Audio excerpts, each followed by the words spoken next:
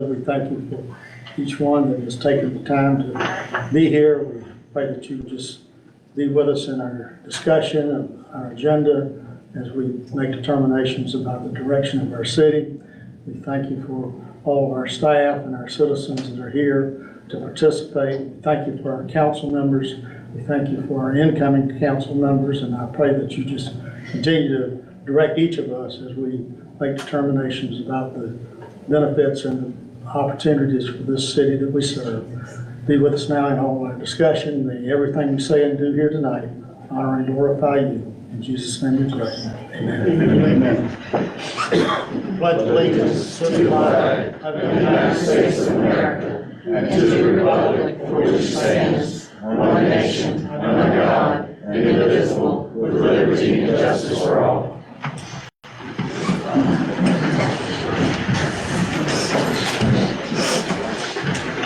All right, at this time, I'll entertain a motion to approve our agenda for this evening. There's no addition to a motion, second. Yes. A motion by Mr. Scott, second by Mr. Blackwell to approve the agenda as presented. Any other question or discussion? Mr. Scott? Yes. Mr. Brower? Yes. Mr. Exley? Yes. Mr. Blackwell? Yes. Ms. Taylor? Yes. Mr. Kirk? Yes. Next is the approval of our council minutes, the meeting of October the 23rd, 2023. I did have some grammatical corrections which I've given to Ms. King. One correction that I felt like we needed to make, if you look at item 4, new business, that was the request to upgrade the MR system, SCADA computer and software. The motion, as it stated here in the minutes, indicated that we would approve with a 10% for the upgrade of the gigabytes. Well, I think we need to, first of all, list the line item that will come from.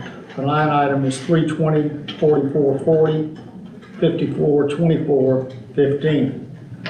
And the amount was originally in the motion $25,547. Now the motion, and I believe was made to add an additional up to 10% cost to upgrade to 32 gigabytes. I think that clarifies maybe the motion a little better. Is that, Ms. Taylor, you made the motion? Yeah, that's good. Y'all, I have, add 32 gigabytes of RAM Yeah. and no more than 10% increase. yeah. Okay. That was all I had on those minutes. Did anyone have any other changes or corrections they found necessary? If not, a motion to approve is in order. Motion. Second. Have a motion by Ms. Taylor, second by Mr. Exley to approve the council minutes of October 23rd, 2023 with the noted changes and corrections. Any other question or discussion? Mr. Scott? Yes. Mr. Brower? Yes. Mr. Exley? Yes. Mr. Blackwell? Yes. Ms. Taylor? Yes. Mr. Kirk? Yes. Next is the approval of the council minutes of the meeting of November the 1st, 2023. I would just note that the meeting was called to order at 6:01, if you would indicate that in the minutes, Ms. King. And then I guess I'm asking maybe for some clarification on the motion, because I know that night I was putting together a motion, and I think Mr. Lynn was putting together a motion, and the motion as it's in the minutes indicates the motion was made to authorize staff to seek outside counsel to provide legal opinion pertaining to possible investigation of charter violation by council member Levi Scott. And that's pretty close to what I had. However, I had indicated, I think in our discussion, we talked about that it would be done by Mr. Lynn and Mr. Dickey, the two. So, It was the official motion was staff. Staff, The official motion was staff. it was staff, you know, I looked at the video. all right. And being said, then the minutes are correct. Good, motion approved. Second. Have Have a motion by Mr. Brower, second by Mr. Exley to approve the council minutes of the meeting of November 1st, 2023. Any other question or discussion? Mr. Scott? Abstain. Mr. Brower? Yes. Mr. Exley? Yes. Mr. Blackwell? Yes. Ms. Taylor? Yes. Mr. Kirk? Yes. Okay, now as we get into our agenda, if you are here to speak in regards to an item that's on the agenda, you will have that opportunity when that item comes up for discussion. If you will come to the podium and state your name, and you will have an opportunity to discuss. At this time, we're going to go into a public hearing, and I'll turn our meeting over to our public hearing officer, Mr. Raymond Dickey. Thank you, Mayor. We'll open the public hearing on petition filed by Joe South with Coal Summit Development requesting a variance to construct a cold storage warehouse 5 feet higher over the current 50-foot height limit to meet industry standard construction. This project's located at portions of 0 Highway 21 and 0 Heritage Way. Property is owned by J&W Land Holdings LLC. Property is owned LN Limited Industrial. Parcel numbers R2810001 and R2810002. I'm assuming that the property has been properly marked. Yes, Is that it has. correct? And the proper advertisement was run in legal order, Yes, and property owners within the required distance were notified. that's correct. Okay. Is the applicant present? If you would come to the podium and state your name for the record, sir, and your position. Yes, good evening, Mayor Council. My name is Chad Zitrow with Kernan Company, here representing Coal Summit Development as well as J&W Land Holdings on this application. The purpose of this application, as Mr. Dickey has stated, is to increase the allowed building height for the ordinances. This is not a typical warehouse distribution facility, other than it's a cold storage facility. But in addition to it being a cold storage facility, it allows blast freezing, which allows the freezing to take place in a much faster time frame. And there's a series of equipment that goes along with that that is needed in this particular application in order to increase the height. So we're requesting for that additional 5 feet to go from 50 to 55. This property is about 2,000 feet back off of Highway 21 behind the building that is currently constructed. And actually closer to 21 than where our building is proposed is the existing water tower, which is like 130 feet tall. So we feel like our request for this, 5 foot, kind of fits in and feel like it's justified, but be glad to answer any questions, anything else you may have regarding the application. The building is on, what's your recommendation? Recommending approval that they meet the criteria for a variance. Planning and zoning also recommended 4-0, recommended approval. Their only concern was would the fire department be able to serve the structure if it was 5 feet higher than permitted, and I talked to Chief Reed and he said yes, that they would have no problem servicing that. Any comments from Mayor and Council? My question, in looking at the documents, it looked like your building is gonna be behind an already existing building, is that correct? It's the building that's currently under construction, correct, So it'll yes. be 5 feet taller than that building, so you'll be able to see it, in front of that building? With your line of sight, you wouldn't be able to see it. I mean, if you were elevated up at 55 feet or 50 feet, yes, you could see it, but with line of sight, no, you would not be able to see it. Okay, and I couldn't find it, Terry, but what is you said that it meets the criteria for variance. What are the criteria, what is the variance So it's criteria general, for the taller? so the criteria are the same regardless of what the variance request is. Is there a hardship? Does that hardship apply to other properties? And what would be the effect if the variance weren't granted? And so in this case, we did take a kind of unique look at it in that the way that and I'm just gonna kind of say from what I understand from the developer, the way the cold storage warehouses are developed these days, that extra height is pretty standard throughout those types of developments because of all the equipment that's necessary for the cold storage. So we looked at it that way, that without it, they're not gonna be able to build it, which means likely they would go somewhere where the height restrictions were, were a little bit taller. I read in some of the documents that that's the reason I asked that is because I read in some of the documents that it said currently you are able to store 5 without the extra 5 pallets high without the extra 5 feet, but that you could store 7 pallets high if you got the extra 5 feet. So that's why I asked that question of, is it, what's the requirements for it? I mean, I get he wants more, but is it really, I mean, you would be the only one that would have a 55-foot building. Does that mean we need to change our ordinance now? Because does that open us up to anything else? So that's my real only concern.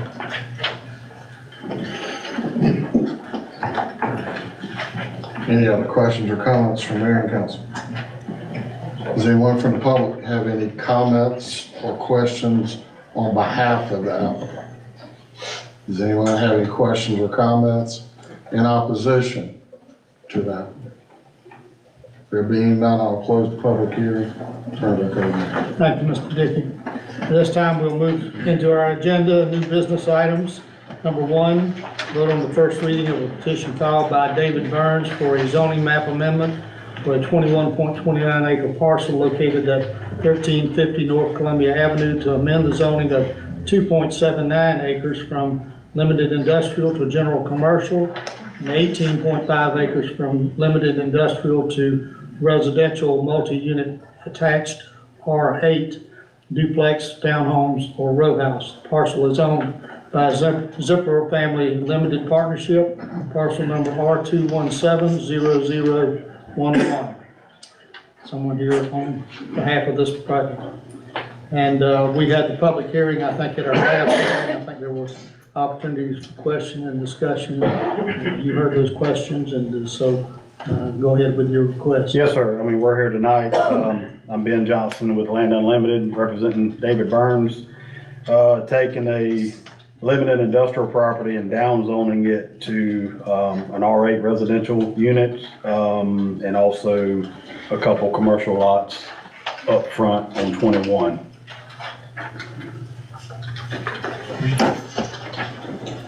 Any questions from council for Mr. Johnson? Staff recommendation? Staff recommendation is approval along with planning and zoning board. We voted 4-0 to recommend approval.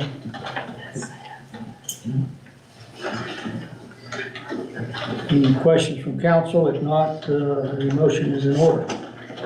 I make a motion to approve. Second. A motion by Mr. Kirkland, second by Mr. Blackwell, to approve first reading of the petition for the Zipper Family Limited Partnership parcel. Any other question or discussion? Mr. Scott? Yes. Mr. Brower? Yes. Mr. Exlin? No. Mr. Blackwell? Yes. Ms. Taylor? No. And Mr. Kirkland? Yes. It's 4 yes, 2 no.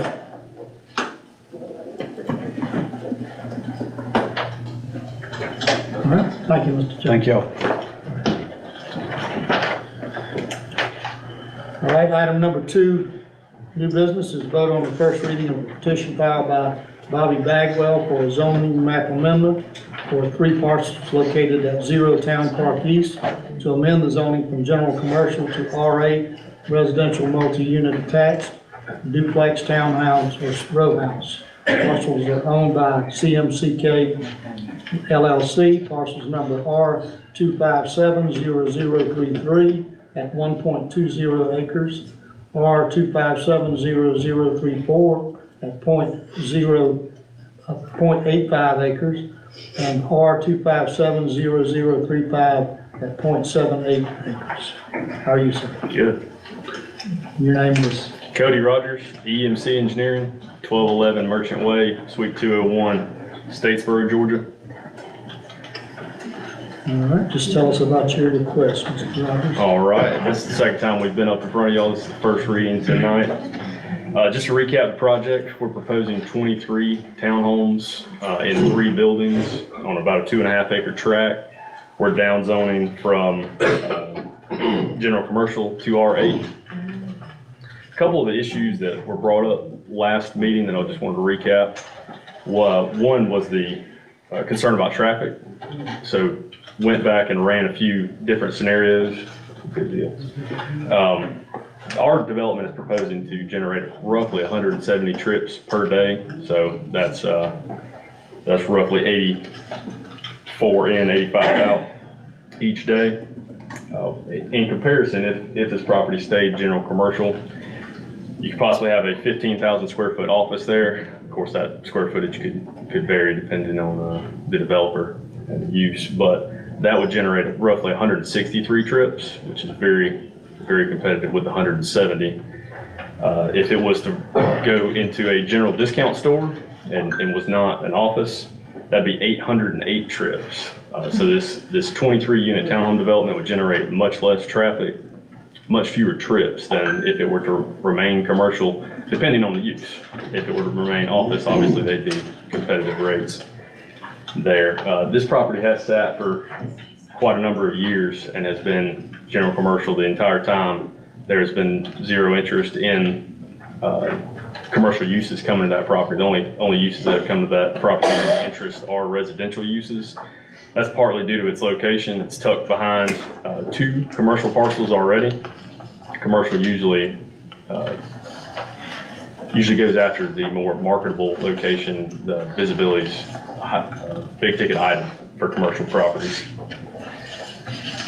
Just to remind you, we did talk about having a perimeter privacy fence around the entire property with a 7-foot maximum height. Sewer capacity was another issue that got brought up. So I'm gonna speak in general terms here. The city's got roughly 200,000 GPD sewer capacity left, 250, 200.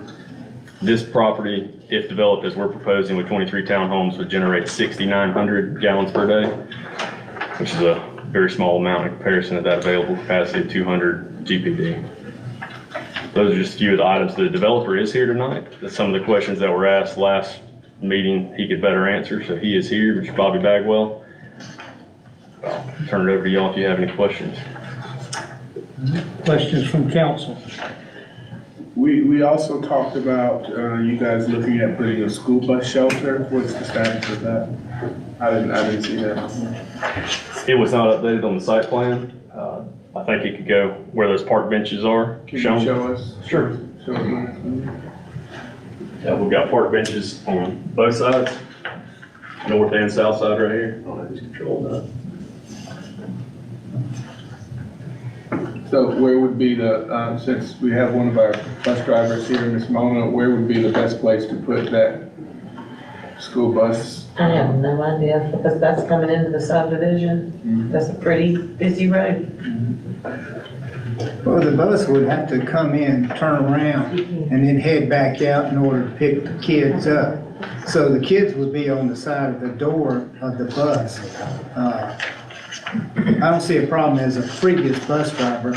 I don't see a problem because buses in Which our side of neighborhood Town now Park is back that? up.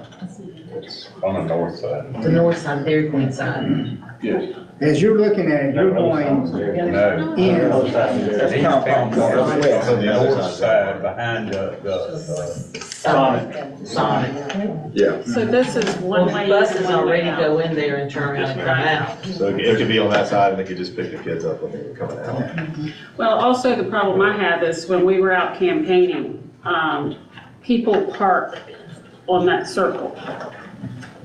And that inhibits a bus to go around that circle. So the bus wouldn't be able to go in there. You They would never have to go go back there. outside. They'd have to walk out. They have to walk out. They have to walk out. They Yeah, walk the buses. roadway. Yeah, the roads People park behind on that that all are the too time. small. So, show Buses me, don't normally pull into a subdivision, they do. show me where the They do, they pull over that subdivision. I professional live in that building subdivision. is, or the commercial park, as opposed to the, can you put up that other plaque? Which one? You're on the wrong one. This is townhomes and, Yeah, this is behind the Sonic. right, No. there's not gonna be additional, No, ma'am, this is it. Just the 23 townhomes, no commercial proposed. I was thinking it was on that other side. Okay, well, We also talked about, the density and decreasing that, and I didn't see that you decreased anywhere to decrease the amount of townhomes, because that was our concern, is going, in that particular area, putting an R8 there with that many townhomes. Is that a possibility to still reduce the density of those townhomes from 23? I know that got talked about with another item that same night. Was that on the other one? Well, I still 23 is still a lot. So R8 would actually allow, R8 zoning would allow 30 units per acre on this property. So it'd be a little over 60 units that you could theoretically fit on the 2.5 acres. This is 23 units total. So it's actually not very dense at all. for these units to be sold, it was 250 Ma'am, price point, right? On these? I'll let Bobby answer that. Good evening, Mayor and Council. Bobby Bagwell, 6566 Reservoir Road, Abilene, Georgia. So the 250,000 that we suggested, in today's market, that's where we're projecting these to be built at. Just simply due to the rising cost. Hopefully maybe the market turns, we'd love to build those more affordable than that, because what we see this is with the, housing demand in Savannah right now, we know entry-level housing and affordable housing is much in need. So that's a projection, but certainly if we can enter the market at a lower price point, we would like to be able to do that. Well, if this gets passed, you're not gonna sell them to corporations and have them rent them out? No, ma'am, Direct? these are fee simple. Okay.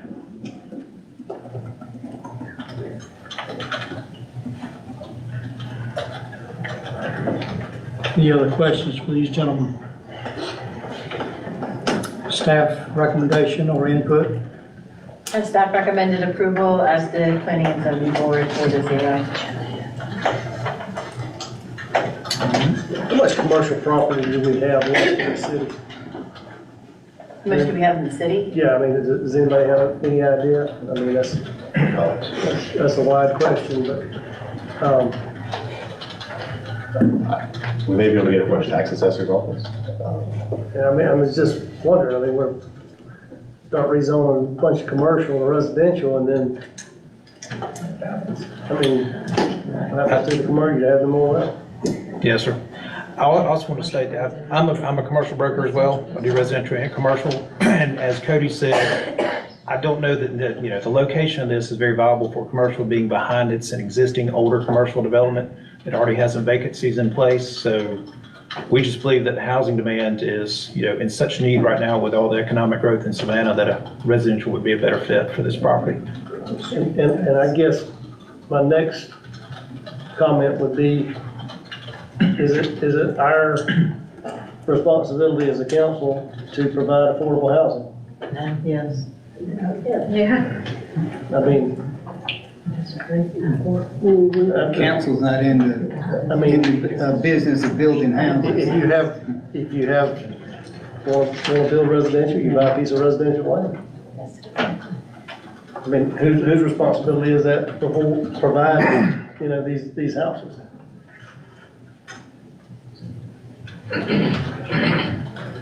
Well, just to speak on that from where our position is, we feel like the biggest need in the Savannah market, Rankin market, greater Savannah market right now is housing. Areas receive tremendous economic growth, and there's a huge shortage. We know the workforce is on the way, and we don't believe there's enough housing in the market today, much less for the additional employees and workforce that's coming to our region. My biggest problem is Highway 21, we just keep adding and adding and adding, and it's just, that's my problem. Yes, ma'am. Yes, ma'am. That's the reason I asked Cody to run the traffic count numbers, just to kind of compare the two. I'd like to reiterate that at that development, there is a red light to control access out of and into and across 21. So to me, traffic wouldn't be that much of a deal, because most people are gonna come out, turn right, go to Walmart or Kroger to buy groceries. When they come back, they got a left-hand turn light to turn on. So they're going across to visit people in the apartment complex on the backside of that other town park. there's a red light across the 21, so traffic is not gonna be that much, and I think we need the housing myself because what you just iterated. We all know the Hyundai plant's coming, they said 8,000 people are gonna be hired. Double that for all the surrounding industry that's gonna support the Hyundai plant. That's 16,000 new jobs, and they gotta go somewhere. Unfortunately, you know, Cooler's building apartments right and left, so is Statesboro. Pembroke's probably gonna start building them pretty soon, so. And we got a plant coming in our back door too, so. What's the price point? 250 is what Yes, sir. Bagwell said.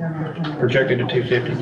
The housing nowadays has gone up, people. I can remember buying a 2x4 for $2. It's now about $5. So, price for materials just going up. Labor's gone up, so the price of any house is going up. Yes, sir. So, Mr. Brower, to your question, and I guess I'm just talking through this as we hear this discussion, but I don't know that it's the city's responsibility to provide affordable housing. However, I think it is the city's responsibility to make some determination about the needs of the city. What is adequate, what is needed. Sometimes the market drives that. But again, it all comes to proper planning, I think, and making the best information make a decision with the best information that we have as far as what we believe would be necessary and needed housing. Price point, whatever, size. I mean, that's, for what it's worth, I think that's kind of the way it should go. Yes, sir.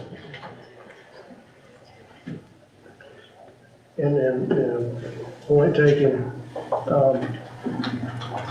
look at the services that residential would impact as opposed to, having commercial there. I mean, it's gonna be a much more dense, impacting of our services, fire, police, first responders, water, sewer, as opposed to having commercial there. So, right now, we're doing everything we can to keep up, so make sure we have water permits and sewer permits that are up to date and, the capacity we need, but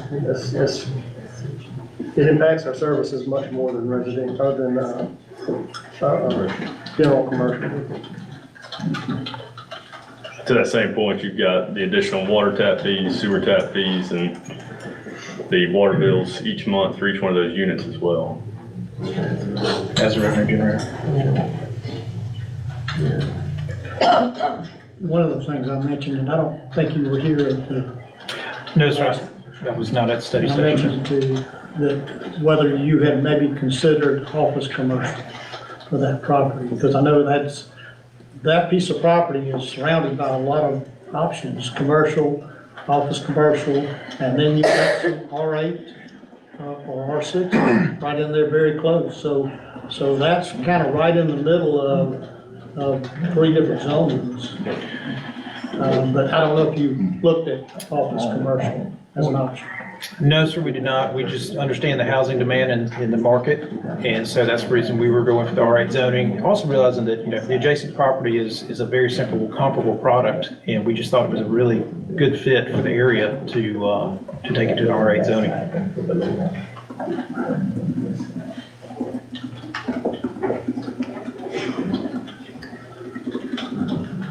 Any other questions for these gentlemen? All right, you have the information, you have an opportunity to ask questions. A motion is in order on this item. I make a motion to approve the zoning request.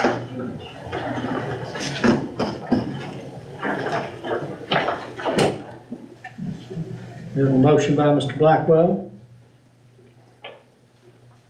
Is there a second?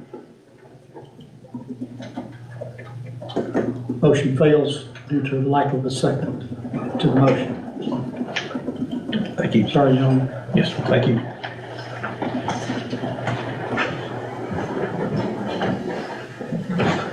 All right, moving to item 3, new business, is a vote on an application filed by William Tanner Distribution Realty Group requesting preliminary approval of a sketch site plan to construct a 320,000 square feet industrial warehouse. Entrance to the site is proposed to be provided through an access easement on an adjacent parcel.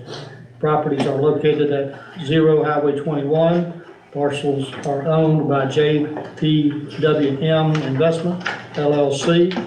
The 27.53 acre parcel is zoned light industrial. Parcel number R2700011. The 7.60 acre parcel is zoned R4 residential. Parcel number R2170012A00. How are you, sir? Hey, how are you? I'm William Tanner with Distribution Realty Group in Nashville, Tennessee. I did send Terry and Molly an updated site plan at the planning meeting. There was some discussion, and as I said there, this is just a site plan. This has not been fully engineered by any means, and this, it is what you see, a drawing on a piece of paper indicating what we think we can build, but haven't gone through a full-on due diligence of understanding grading and all of that, but pretty close, if I had to guess. The reason for the update was because we had listed some of the stormwater on what is the R4 zoned parcel, and so considering that is connected to the building, you would have to have a rezone there is what my understanding is, and so we moved it all to the light industrial zoning so that all you have is the driveway crossing through the R4 zoned land. So that is why there's an update there. That's what led to that, and She's sending it now. Excuse me? She's sending it now. Oh, okay, well, I've seen it, I know what it looks like, but I was just looking over there. As this was said, the land is zoned light industrial. This building would be built, by right. The big question for me coming here and beginning this process is access. There's been discussions, in our first meeting to planning and now tonight, of the access there. Obviously, it was, a landlocked piece of property that has been opened up through the purchase of the newly subdivided land. We would call for, full access there. GDOT has supported it. We're working on a development agreement. We're working through kind of all of the details before fully, kind of going full speed ahead, and just really looking for guidance, questions from you all, support, how you feel about the access, and just, I will mention on that same kind of breath, the landowner north of us, we've been in communication with them who have a park in the process about kind of conjoining access points so that our traffic would, be able to lead to a signalized intersection that is, those two big parks on 21 would be in that northwest corner right there. Exact location to be determined. This would obviously change a little bit of the site plan, but somewhere in that northwest corner is kind of where we've had discussions about it. It would help, traffic flow and everything like that. Having said that, obviously, it's difficult for us to fully be handcuffed to another site, another development without knowing, how that leads, the timing, they might not join up. And so, we would like to have, considering GDOT's support, we would like to have full access, left in, right or right out, left out, just, exactly full access right there. And so kind of, I'll get off my soapbox and kind of open it up at this point and for questions or. So GDOT's gonna approve that anyway. My problem is the red light is going north of that. Correct. To be able to have a red light half a mile or less away from that and then have trucks entering the highway, I think that's the whole point of the other property, connecting properties to get to the red light. If we don't connect with the other property, that puts you out on 21 just past the red light, and bogs traffic. I mean, if I'm a truck driver, I mean, that red light goes, I mean, that's the only time you can get out. Yeah. So you gotta cross that many lanes of traffic going east, going south. South. So there's no way that you're gonna, there's gonna be a problem there. Coming out there, I rode it, the other day, and it's right on the backside of Habitat, which we really need to work on that piece of property as well. But there's no reason why something can't be worked out to get to and I understand being handcuffed, but moving forward with this does nothing but handcuff our residents and the people that have to drive through there. Would it be, and not to interject, but No, just go ahead. questions back and forth, would it be something that, in the development agreement, obviously this is very preliminary and that we're a ways from coming before you all in terms of an actual site plan approval. Would it be something, working with Jonathan and Raymond in the development agreement and with you all, that could be, hey, we are fine, we're working with the landowner to the north of us, assuming that all gets worked out. And we can, join the parks together and send traffic to the signalized. At that point, turn it to right in but right out. But if we come first, could it be full access until they come along and get to where the road is paved and we can actually get to a signalized intersection? That's something that we really need to talk to them about as well. Yes. So, I mean, that's a great point. Yeah, it's just, because we want to work with them, and we've had conversations, and there's all is good there. And so we'd like to, but just we'd like to be able to build, and if it's, they have to come first, that's fine, but you'd like to be able to start going and not gonna have to wait on the pavement. Have you looked into this? Yes, sir. We've talked, Mr. Tanner and I have talked, and Terry's been part of those conversations. And if you guys remember, whatever the iteration of the previous development that was there, we refer to it as the Stoughton development. Well, this piece of property did not end up, at the end of the day, going along with that development, which is where their access troubles are coming in, because at the time, they were gonna share the red light across 21. But now they've broken out that, you're looking at what comes first, the chicken or the egg. You don't want to cut them off from their property, but everything was approved based upon that access at that red light for both pieces of those properties. So we have talked to Mr. Tanner hey, this more than likely this is going to need to be a right in, right out, and they've had the discussion. Well, until that happens, if we go first, can we have full access? We've got our MOU our agreement from GDOT to be able to do that. Doing that, I think that to us at a staff level, that's probably what would be recommended if they go before the other development. So it's just gonna essentially be a chicken and the egg thing. But I do, from a staff side, if the other development, once it's built, they work out the access, it does need to be a right in, right out with interparcel access at that red light. Just for that, you're going, at that point, I believe it may be, we'll get Tim, is it 55 at that point, Tim, where they are? 55 just past the Habitat. Yeah, so it would be roughly, it would be a high-speed traffic area there. So you do want to make it a right in, right out when you can. Yeah. But if we look at that, is there something that they need to work out with the other developer before we? Yes, sir. Yeah. He's absolutely right. We did put them in contact with you. Yeah, the details of the agreement will be worked out. I don't have any, there's nothing in paper by any means, but we've been in constant contact, we've exchanged emails, we've talked, that is something that I feel very confident about saying that, the details have to be worked out and actually, written on paper and signed, but, I don't think anybody's is gonna pull the rug out from either of us, on either side of it. I think we're all in agreement that it benefits both and will help and they also, part of the reason too, they wanted to come for the sketch plan, so keep in mind too, this is just preliminary, it's not a final site plan approval at all, it's just a sketch plan preliminary, because they wanted to get input from council specifically related to the access.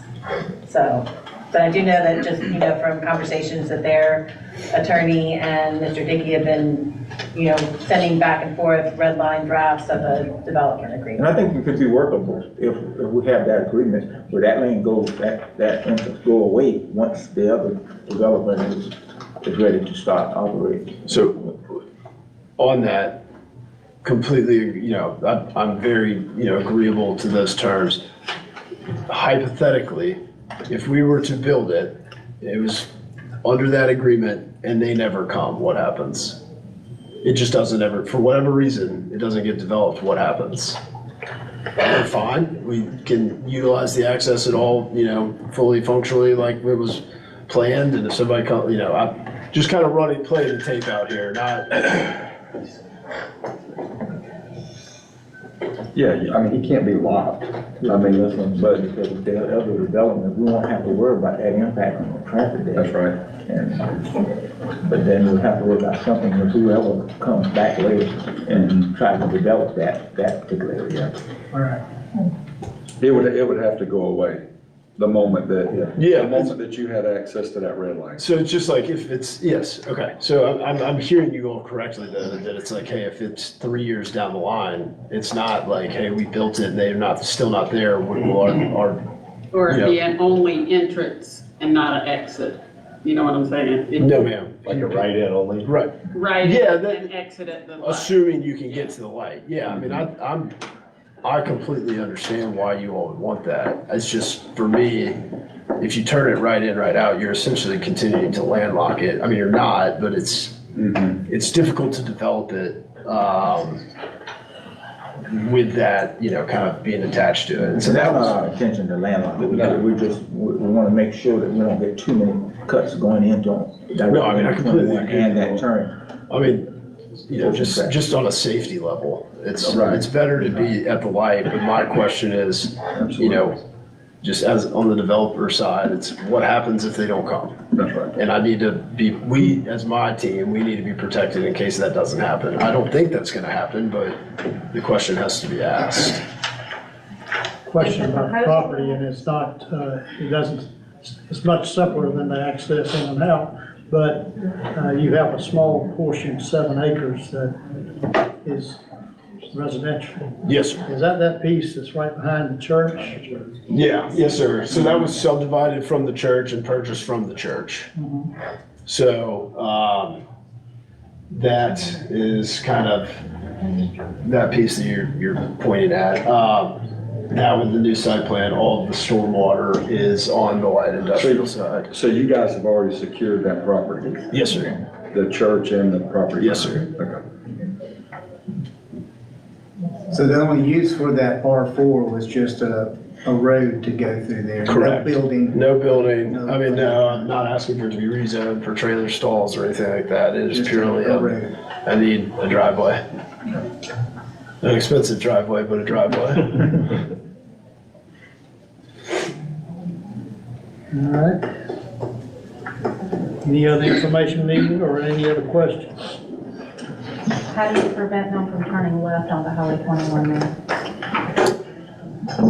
There would be signs. There'd be signage, and you'd kind of be forced. You could so you have a decel lane on the right coming north, and so you go in right, and then, basically, And that's the intent. can you prevent people from breaking the wall? No, but it would be pretty difficult for a truck to turn left, assuming that everything plays out the way we anticipated, but. They could beef up The curve the would be center pretty. thing, so they could. There's no median Median there. turn. There's no median there. Right. In that point of Highway 21, there's none. It's painted, smooth, straight across. And what we're talking about, his road that he would build there would be curbing right there, Oh, his just for a right turn in, Yeah. and a right turn out. Perfect. I can't say for sure that no one would try to go left, but It'd be smooth. it'd be silly, and the intent would not to, try and prevent it every way you possibly could. What I was gonna say earlier, this thing gets built and then we're stuck with the traffic. Nothing against your development, I'm not against development at all. One thing we need to consider, council needs to consider going forward, is when we start, in any amount of time that it is, the consideration needs to be made, where these trucks that are turning right going to turn around? Because, Exactly. are they gonna go up the Ebenezer Road, they're gonna go up to the truck stop? And that's gonna create a whole nother congestion issue. Because some of them may go back around and go on Augusta and that way. But That needs to be discussed before we say, yep, give the stamp of approval for this, because the truck drivers that come in there would need to be briefed in some way. Yeah. That, hey, this is the plan. Well, theoretically, right, I mean, like, if you Circling all connect to, like, I mean, just take yourself into the mind of a truck driver. If you connect to the part north of us, are you gonna try and turn right away from the port, or are you just gonna go to the signal and turn left? I mean, it's all gonna funnel to the signal, and they're gonna go left. So once that happens, they're not gonna be turning right. And I'm not a truck driver, I don't pretend to be. But like a car I'm just might. saying that we need to consider that factor before we approve something like this. Well, and to Teresa's point, when you open that road is gonna start off being a construction road. Yes. Basically. That's where you're gonna run your dump trucks in. So Teresa's point, those guys are gonna make that U-turn somewhere. They're gonna have to go down and make a U-turn. Which is gonna obviously put a lot of pressure there. So what happens if that group opens up the inner property lane before you start building? Then you just take. I think it would just be at that point, I mean, it would immediately, like, I think there would be, whether it's via the development agreement, the minutes, you know, however you want to paper it up, I think it would just, that would, rather than it starting out as full access and then maybe altering or moving to a right in, right out, it would just begin a right in, right out, and everything would connect to there, right? Like, it would just. So are you familiar, I mean, I guess you're already familiar with the people that have the property Yes, sir. adjacent? So that you guys are already in conversation with each other? Yes, sir. I've spoken with their COO and, I mean, yes, sir. Okay. Did they give you any time frame on possibly developing their? I think it's probably some point next year is kind of what they're, and I mean, like, look, this is a sketch plan. It takes a while, you know, for us to get out and actually perform our true due diligence on the site. And that's, you know, from everything from survey to geotech to everything, right? And then at that point, you need to have plans drawn. You need to come back through here and get it approved. Then you need to file for building permits. And so, I mean, we're not a tomorrow thing.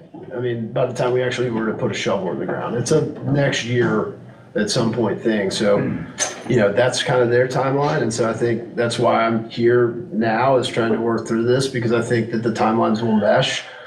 Assuming, you know, in a perfect world, we both go, and I think this could be a non-issue if, you know, in a perfect world, but we don't live in a perfect world. And so there's a good chance that it's not a non-issue, and that's why I'm here to try and work it out before we go spend a bunch of money to, you know, see where this ends up. I would just prefer to have a conversation with them as well, to know what their timeline is before we approve that. Maybe table it until we have a conversation with them.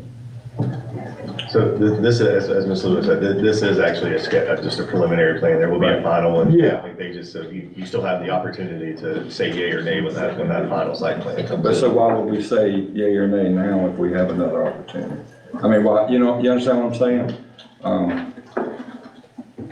What are you voting on? I'm not, you know, this is my first time in Rankin, or the, you know, Rankin City Council. I don't really know what the voting procedure is, but it sounds like everybody's kind of good with the idea.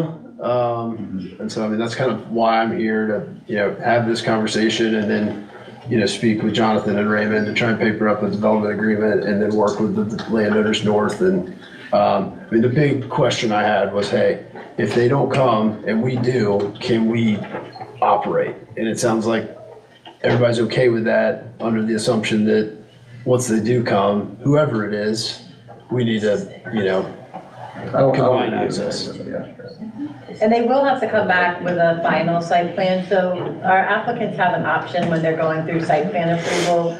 They can do a sketch plan / preliminary, and then go through the whole process, and then come back and go through the same process again, planning and zoning board, staff, planning, zoning board, and council for final, or they can just do it at one time. So we see people do different options depending on, you know, what they want.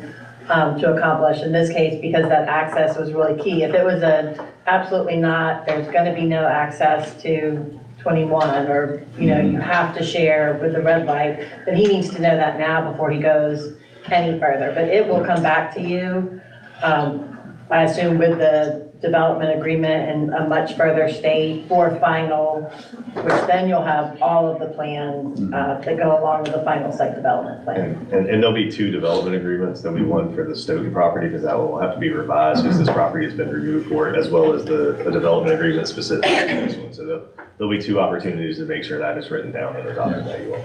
Yeah, it'll be to their advantage to go ahead and, complete the project and work on getting that done, because they know the intention here is that access gonna have to happen. It's gonna have to happen. And so they get in and spend the money and get back and can't do it. They know it's at their loss. Yeah, and you start pulling dump trucks out onto a road that is 55 miles an hour. I mean, it's gonna take them to Ebenezer to get to 55 miles an hour. So, I mean, just think about what's gonna happen there. Sure. During the construction. Yeah. Any other questions? If not, a motion would be in order. Motion to approve on first reading. Second. Motion by Mr. Scott, second by Mr. Brower, to approve preliminary sketch site plans for JPWM Investment LLC on a 27.53 acre parcel. Any other question or discussion? Mr. Scott? Yes. Mr. Brower? Yes. Mr. Exner? Yes. Mr. Blackwell? Yes. Ms. Taylor? Yes. And Mr. Kirk? Yes. Thank you. Item number 4, new business, is vote on the first reading of a petition filed by Joe South with Coal Summit Development Incorporated requesting a variance to construct a cold storage warehouse 5 feet higher over the current 50-foot height limit to meet industry standard construction located at portions of 0 Highway 21 and 0 Heritage Way. Property is owned by J&W Land Holdings LLC. Property is owned limited industrial, parcels number R2810001 and R2810002. I make a motion to deny. I don't think there's enough for a variance for me.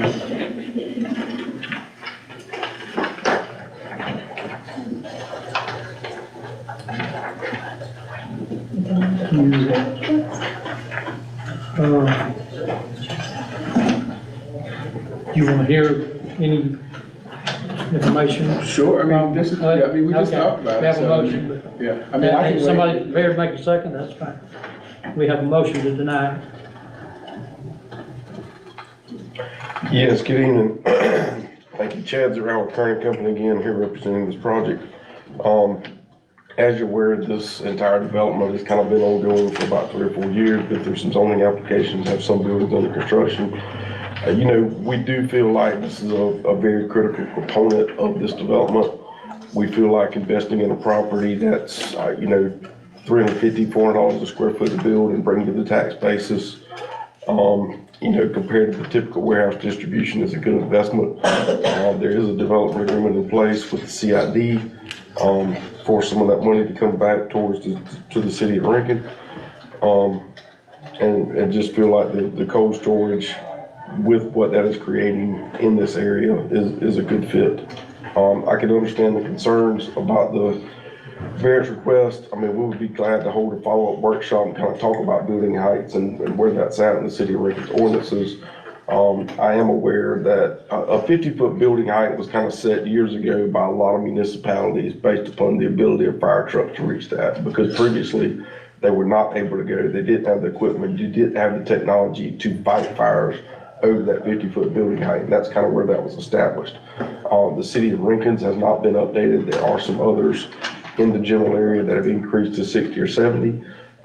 That's not necessarily the justification, but that is something that I feel is very important, knowing that, you know, the technology is there today to fight fires of that height. With that, I'll be glad to answer any other questions regarding this application. Any other questions for Mr. Zitron? I understand what you're saying, but in your application, you said it allows you to store 7 pallets high versus 5 pallets high. That doesn't necessarily read hardship to me, and based on, you know, when you're coming to us for variance, now that opens the door for others to come in. If we're not updating our ordinance, or Terry says she thinks our ordinance is fine the way it is, then, you know, now we got others that are gonna wanna come and do the exact same thing, and that's my reason for not wanting to do the extra 5 feet. Mr. Bennett, would you like to add something? Yeah, I'd just like to add a little bit. I think to maybe provide a little more clarity around the variance, Mr. Kirkland, is a warehouse that is not a cold storage facility can store X amount. Let's just say what that is. A cold storage facility, pallets high, a cold storage facility has all this additional equipment below the ceiling and the roof, and therefore, because of the type of facility it is, it therefore can't store as much. That is the hardship related to it. Chad mentioned the tax base. I'll elaborate on that a little bit. A cold store, as you know, Rankin doesn't have a tax year. You have a CID, which this park is a part of. This facility is about 3 times the value per square foot of what a traditional warehousing distribution center is. Typical warehousing distributions, $100 a foot, just roughly across the board. You can look at the county tax assessor's information on all these warehouses around. This one's probably $300,000 a foot. I mean, $300 a foot of the equivalent size per square foot. So it generates a significantly higher revenue. It also is because a cold storage facility, a significant power user. Franchise fees are generated from the power that you sell within the city. This power bill is assumed to generate about $6,000 a month of franchise fees. I say all that to say cold storage facilities, in my opinion, are a better contributor to the city and therefore their tax revenue. And on top of that, this one is a rail-served facility. So about half as many trucks, if you think, you know, a typical warehousing distribution, you have trucks coming in and trucks going out. In this case, you have material coming in via rail and leaving via truck. So you're cutting the traffic down significantly, all of which I think are benefits for the city. Hope that maybe helps. Let's see, back to what Mr. Bennett talked about. We went to the CID to try to help with our taxes and property taxes, keep from throwing it back on the residents living in their homes and their houses. And that lift would increase the volume, but for the square footage and having more buildings, we can kind of limit what we have to come in to get the resident balance between residents and commercial, because we got to have that balance. And I think this would be a better atmosphere in trying to create that balance with the funding than it would be just to go out and lose that money on that, on the impact and try to recoup that money on something, on building something else. Yes, I wanna have a workshop about the CIDs as well, with all of us, because I wanna make sure we're getting what's right for the city.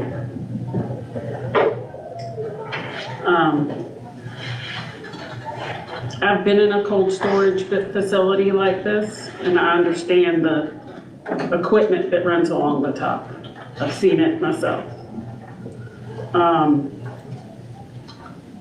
So I don't really have a problem with the 50-foot variance.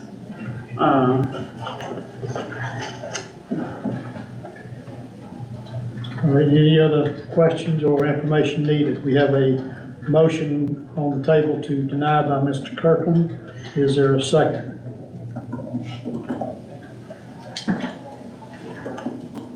Is there a second? All right, motion fails due to a second. Or any other motions in order? Motion to approve. Second.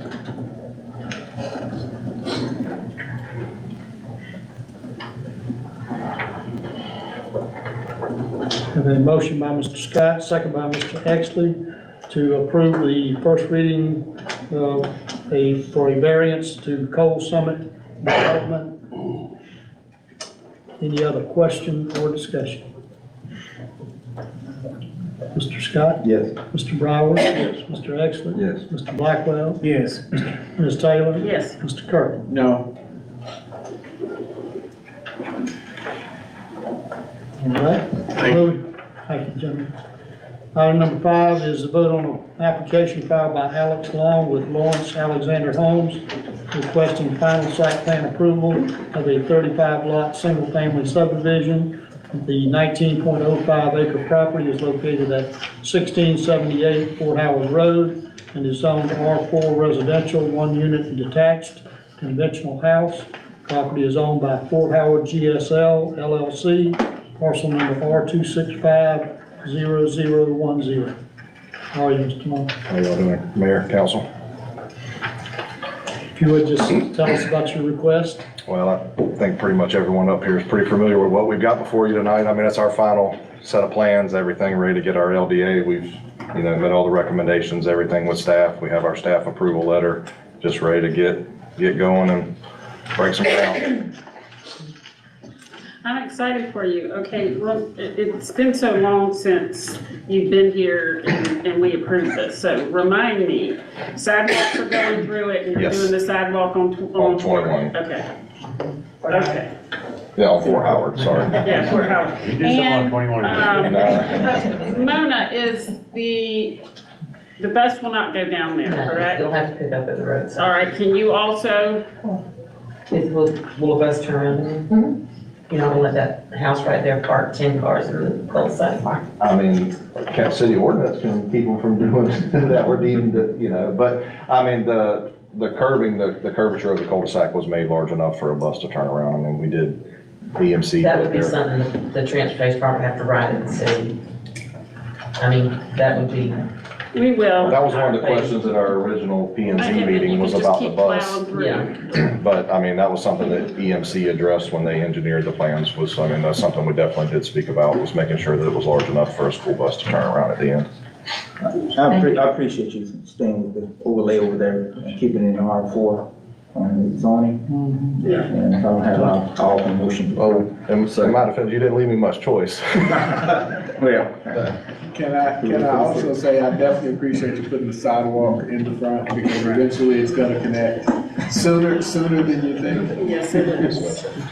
Have a motion by Mr. Scott, second by Mr. Exley to approve application filed by Alex Long for Lawrence Alexander Homes project on 35 single-family subdivision. Any other question or discussion? Mr. Scott? Yes. Mr. Brower? Yes. Mr. Exley? Yes. Mr. Blackwell? Yes. Ms. Taylor? Yes. Mr. Kirk? Yeah. Thank you, Mr. Long. Thank you, Council. Item number 6, Mr. David Rose, request to appear before council.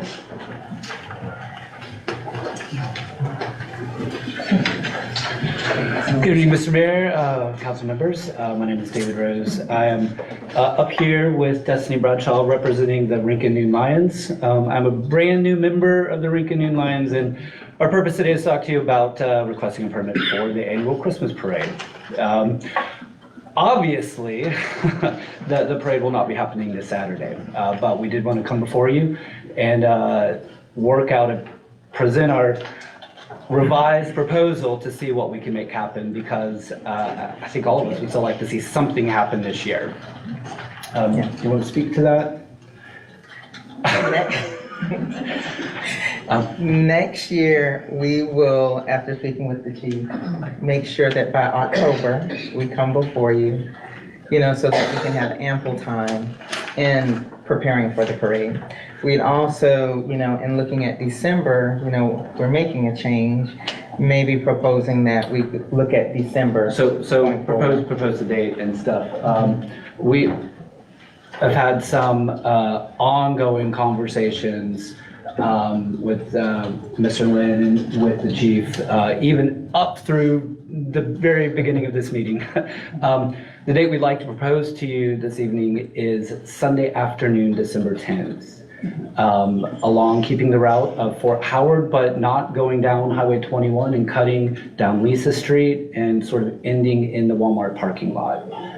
And that is because, with the limited time, there's not enough time for DOT, to get the permit. So, that was one option where we avoid that. You go down Fort Howard, make that left, down Lisa Street. I don't know how far we go, maybe around it and turn. There's a couple different entrances to Walmart there, so it would just depend on which part we would enter. And obviously, we'd want to work with everyone to make sure that, if we go all the way down, that we're not blocking the businesses such as Miss Jean's Restaurant or something there. I know Sunday afternoon is one of their busy times, so. Yes, sir. Jonathan, have you looked into their proposal? We just spoke about it right before the meeting started. Right before the meeting started, but this would be contingent, of course, on Walmart being okay with them using the parking lot. They understand that. What we were talking about potentially, I don't think it would be a problem, but what we were potentially talking about is parking or ending and making the breakdown area on the south side of the building over by Lawn and Garden, that side parking lot area. So it's not in the hustle and bustle of Walmart, main Walmart parking lot. I think, I just thought about this also, they do usually have a lot of containers stacked up over there, like Black Friday and holidays and sales and stuff. So, I mean, it's contingent on Walmart allowing them to do that. And We did check as well, Sunday, being a church day, the times for compassion worship services, we'd be hitting in between those times and do not believe that there would be any interruption for that. The parade would start at the elementary school. That would be the idea, start at the elementary school. And the other, 2:30, sorry, go essentially 2:30 to 3:30. that allows for one of their services to end. Yes. And then they have a 5 p.m. service. The other thing is we really wanted both high schools, if possible, to participate. We looked at some other dates. So when you look at the 2nd, that's Guyton. You look at the 9th, Chatham County parades, and both of the high schools here, they have all-state bands. They wouldn't be able to participate. Once you get to the following weekend, it's Christmas break. They said they would be gone, so then it was, if we're not looking at Saturday, what's the next option? We considered evenings, but you all know trying to do something in the evening here would be really hard. The chief also suggested that visibility would be an issue, and thinking about that more, I agree. So hence Sunday afternoon, make it go to church and come enjoy the parade after worship with your family. Kind of deal. If Walmart says no, I was just thinking you could come up and maybe get with Maranatha Church and turn down there. And turn down Weisenbaker. Yeah. Maybe and that. end it there because that's still us as well. So if Walmart, it's just Regardless, right, the Fort Howard Road would be the bulk of where the parade would be. Yeah. That'd be a good option, though. Yeah, they've got a lot of parking. Yeah. Well, you could go down to Willowpeg Drive and go in that way. Yeah. you run that way. Yeah, you make that turn. Yeah, right there. that's true. So keep coming all the way up. Yeah. And then, that's almost right there at Williamsburg. Well, and go down, turn Yeah. and go down 4th Street. And then go back to Weisenbaker. I think I'd like to see Walmart first, but again, if there's contingency plans, and we're happy to discuss and talk with whoever we need to talk with. I had someone reach out to me, a parent that wants to get Effingham football players in since they won the championship. yeah. So could you guys reach out to them? Be happy to. I told them to look on Facebook, so. Yes, yeah. Okay. So we kicked a lot of ideas around in the lobby right before the meeting started. We were shooting for the 16th of December, which was a conflict. Why we're We would school's have out. School's out. School's out, and kids on vacation and everything. And you said you had some officers already requesting. Oh, yeah, I already had 2 officers that couldn't meet up for 16th, so. Did you say December 10th? December 10th. Okay. 2:30 to Thank you. 3:30. That's the proposal. Yes. All right, thank you. And you guys will let me know as soon as you have. 2:30 start. 2:30 to 3:30? Yeah, we'll go by tomorrow. And we haven't heard back from the band, so I was waiting tonight. From who, depending on how many, From both high how much you schools. have I'm participated. hoping that Sunday will work for them. I agree. I have participated in the last several parades. I'm the priest that juggles. If you have seen the juggler in the parade, that is me. You want to hit me in the head down there. Maybe, but I've noticed the past couple years since the parade route has changed, even though it's longer down Fort Howard, that there doesn't seem to be as many participants as we had in the past. And while the parade starts at 10, historically it was at 10. We were always done and at Freedom Park by 11:30, and we are anticipating probably less entrance this year just because of the time and having to reschedule, shorter time, rescheduling, change a date, anticipating slightly fewer entrants. So I think we'd be safe saying an hour, but even if we went 2:30 to 4, that would still be an hour before the worship service. That might be a conflict. So we're good to let them work with staff on it? I think what they need is a special event approval for this. That's, Make we a need motion it. to approve. Second. And to waive all associated fees. Yes, sir. Amendment second. We have a motion by Mr. Exley, second by Mr. Kirkland, to approve the Rankin Lions Club Christmas Parade and to waive all associated fees. Any other question or discussion? Mr. Scott? Yes. Mr. Brower? Yes. Mr. Exley? Yes. Mr. Blackwell? Yes. Ms. Taylor? Yes. Mr. Kirkland? Yes. Thank y'all. Thank you. Good luck. Thank you. And Ms. Taylor, who are we to reach out to? One more time, you said 2 o'clock? 2:30. Here, give me your number. Okay. Right here, and I Thank will you. get them in touch with you.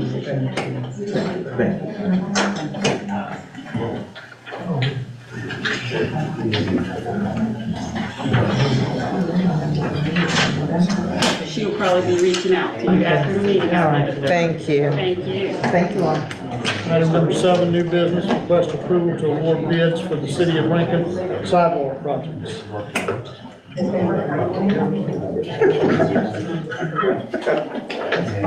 Mr. Mayor and Council, Doug Morgan, EMC Engineering. We finally bid all of our sidewalk projects. We were delayed a little bit, as you know, with the DOT permit and the easements on 9th Street. But we got the DOT permit, we bid the project, and we only had one bid. And it was well over $800,000. So we were not gonna award one bid, so we rebid it, and on the sidewalk project, do they have all this in there? They do. Okay. I didn't know the order, but, the sidewalk project, we ended up having 2 bidders, Savannah River Utilities and Platinum Materials. And Platinum was the one that bid the original bid, and their original bid was over 800, when they came back the second time, their bid was 747, but Savannah River was $703,680. That's for all 3 of them. No, sir, that is just for, from the Chevrolet, on both sides of Highway 21, from the Chevrolet place down to the post office, and from the entrance to Walmart to Crystal. It's very expensive. Materials are outrageous right now. And, Are they moving light poles or something? And that's part of it, that's also, is that curbing as well, or are they just pouring sidewalk? no, it's curb and gutter, a little bit of storm drainage. Because of putting in the curb, the DOT required that some of the loop detectors at the entrance to Walmart have to be lowered. So all the conduit that goes from the loop detectors in the paving, when it comes out, it has to be lowered in conduit, lowered under the ditch and tied back into pull boxes that are on the frontage road side in front of the bank and Huddle House and all that. So there's some electrical, there's storm drainage. Because the ditch is so steep, there's an aluminum handrail that will be on the frontage road side, not the Chevrolet place side, but the Huddle House and the bank. So the strollers, people, electric wheelchairs wouldn't roll off in the ditch because there was a height criteria. So there's an aluminum handrail on that side of the road. Now, when you say the entrance of Walmart, now there's two entrances. So are we talking about the entrance down? At the as you light. Go into, at the light, so from there to Crystal. beyond Crystal or up to Crystal?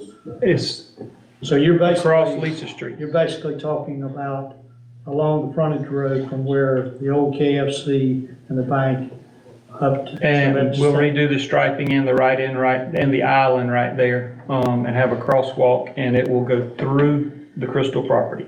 Because if you remember, we had it going all the way down to St. Joseph's, but we had to extend the box culvert, move the guardrail, and that was just too cumbersome and expensive at the time. So to get these done, we eliminated that portion of the project on that side of the road.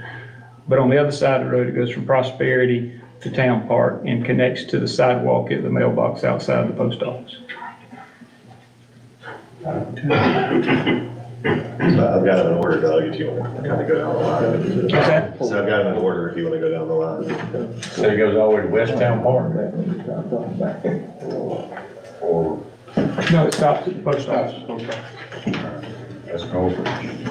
I mean Northridge, you're right. Prosperity to Northridge. And then the second one we bid Fort Howard and 9th Street on the same day. We split them up just to see if we could get lower bids. And if one person got both bids, we didn't want them to put one project on hold. We could have two contractors out there building two sidewalks at the same time. So on the Fort Howard Road, we had three bidders. I'm sorry. Yes, on Fort Howard Road, we originally had three, but one of the bidders had some errors in his bid, and we had to eliminate his bid. He didn't acknowledge the addendums that were put out, so he was not bidding the same bid schedule that the other two were. So he didn't qualify to make the bid. But Pinco was low bid on Fort Howard Road, $235,339.04. And this goes all the way from Market Street right there at the Abbey and ties into the elementary school. Did y'all coordinate with the school? From what I Just stop right at the remember, parking lot. no, it goes to the very last entrance where the buses exit. There's already handicap ramps and striping there, but there's no sidewalks. The school was originally, when they built that school, was supposed to install sidewalks in front of that school all the way down to, They were on the plans from what I understand, but they were never constructed. So the city wanted, people walk that route anyway, so the We city need to push them to do that. wanted to. I know it's just, I didn't know if y'all coordinated with the school, because I know that kids and parents walking in there, that's awful dangerous. Well, we can go ahead and move forward, and then we can go for reimbursement from the school. I don't think we need to stop this project for that. I'm sure that we have to reimburse us, I'm sure. And then the third one was the 9th Street sidewalks, and working with Terry. I mean, she's gotten all the letters for the easements. I met with one of the gentlemen on site, showed him his we staked the easement. Some people wanted to see where the sidewalk was going to be, so the surveyors went out there and put the stakes up where the easement would be, just so they could see how it would affect their property. The gentleman I met with at the mobile home park, he didn't have a problem with it. He just wanted us to relocate a bush and maybe go around his sign. Not a problem. I think we're just still missing one that we've had trouble, they're out of town owners and we've had trouble getting. And she sent letters out, and we have letters back from everybody but one.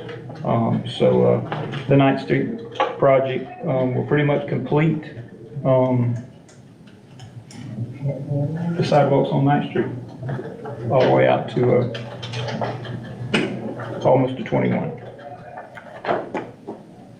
And Savannah River Utilities was the low bid on that, $216,778. Yeah, Fort Howard is definitely our busiest sidewalks, Fort Howard in 21. Correct. Y'all decided where you're gonna put that last bench yet, Tim? I was wanting to put it down there at Parkley, but I got to looking, it's A little close to that intersection with all that traffic coming through there, and one accident would wipe somebody out if it's sitting there. I was just thinking on either Fort Howard or 9th Street, if there's opportunity to, since the sidewalk's gonna go in, is there somewhere along there? 9th Street might be a little tight, but Fort Howard, because we still got the, bus stop shelter to put up somewhere. Where y'all wanna put it? You put that one on me. We got a bench and a shelter. What's left? All right, any other questions for Mr. Morgan or any other information needed? I was gonna ask Tim, you worked with any of these companies on the low bid? I've worked with all of them. And how are they working with in relation to the city of Rankin? Oh, they work, I mean. All of them are, Penco and Platinum Paving and Savannah River Utilities, I've worked with all of them, they work I think great. we have, they'll have. Savannah River Y'all have Utilities some just school got- cards. I think we should have some school cards on all of them. yeah, that's what I was, We do. Yeah, Savannah River that's what I'm Utilities, talking they about. just got finished doing the concrete job I at thought Public that's Works. who it was, I think yeah. as I remember, our last two experiences with both of these companies. Yeah. With these two are good, and the people that are paving the Elmick Road is good. We've only had one Yeah, here you the guys past couple of years. have the grading sheet in there. We appreciate that. How quick would they start? As soon as y'all approve it, I have the contract documents almost finished. I will get it to them. They'll get their bonds, they'll get them signed. I'll bring them back, put them on the mayor's desk. He'll sign them. We'll have a pre-construction meeting and they'll go to work. all right. I'll make a motion to approve. Thank you very much. Second. Mr. Kirkland, if you could make a motion to approve to, is it the low bidder on everyone that we're gonna do? Low bidder on everyone, I'll make a motion to approve low bidder on each of on the three projects. And I'll second the little bit also. Mr. Exley. Okay. All right, and I'll just read them out so they're clear on the record. So, we have a motion by Mr. Kirkland, a second by Mr. Exley to approve the awarding of the bids for the City of Rankin sidewalk projects. Highway 21 sidewalk project to Savannah River Utilities in the amount of $703,680. The Fort Howard project to Penco in the amount of $235,339.04. And the 9th Street project to Savannah River Utilities in the amount of $216,778. Any other question or discussion? Can, the staff tell us what account this is coming out of? What line item is the budget? Not off the top of my head. Right, look, I know we've got money, so I didn't know if this was Well, specific. this is $1.2 million expenditure. We've got money in T-Splosh, has sidewalk money set aside, so does Splosh. I can email you those account numbers, it'll be split between those But two. it will be split between multiple line items. Yes, sir, that's correct, yes, sir. All right, any other question or discussion? Mr. Scott? Yes. Mr. Brower? Yes. Mr. Exley? Yes. Mr. Blackwell? Yes. Mr. Taylor? Yes. Mr. Kirk? Yes. All right. Item number 8, new business, APAC Atlantic Incorporated, request approval of pay request number 1 in the amount of $156,913.10 for the 2023 Rankin LMIG project, line item number 320, 4100, 5414, 17. Yes, Mr. Mayor, Council, this is just pay request number 1 from APAC on the 4 streets included. It's basically for traffic control, which they all submitted a traffic control plan for each road that we will be working. And during our pre-construction meeting with them, we stressed the need to make sure they didn't run out of rock. And so you can see they've been stockpiling rock. They delayed their start time so they could get enough rock stored at the old public works yard, if you've seen that big mountain. And then they started, and they also have a 4-week schedule that they keep sending us. And we've got it lined out to where 5th Street between the old Rankin Elementary School and Rankin First Baptist Church, they will be doing that the week of Thanksgiving when school is not in session. So that'll eliminate a lot of bus traffic and conflicts. But this pay request is for them storing materials and getting up all their traffic control and mobilization. What's the big percentage now? Is it 80-20 or what? Is it still 80/20? I don't remember. Really? Yep, uh-huh. It's 73. I can't, 73. It's almost a little over, we're committed, a little over 20, Right at a little over 20% pretty close to 75%. is what they're contributing. Yeah, but we always go over to LMIG's department, because they don't never contribute enough. We have to budget additional monies each year. Cover But that's because we expanded the projects though. Yeah. But it's basically our part is 2023, something like that. I didn't know that changed or not for years. Yeah. I think this year, 2024 is increasing some. So 24, Yeah. I believe it's a 70/30. 70/30? Yes, sir. But like Tim said, we're usually in the 50% range. at Yes, least with because this. we increase the project ourselves. Yes, sir. And they've already milled and rocked one of the roads. They're working on Smithfield right now. So they're on schedule, hopefully here within the next, for the first of the year, we'll have all of them paid except one. Before Christmas, is what their schedule says. Motion approved. Second.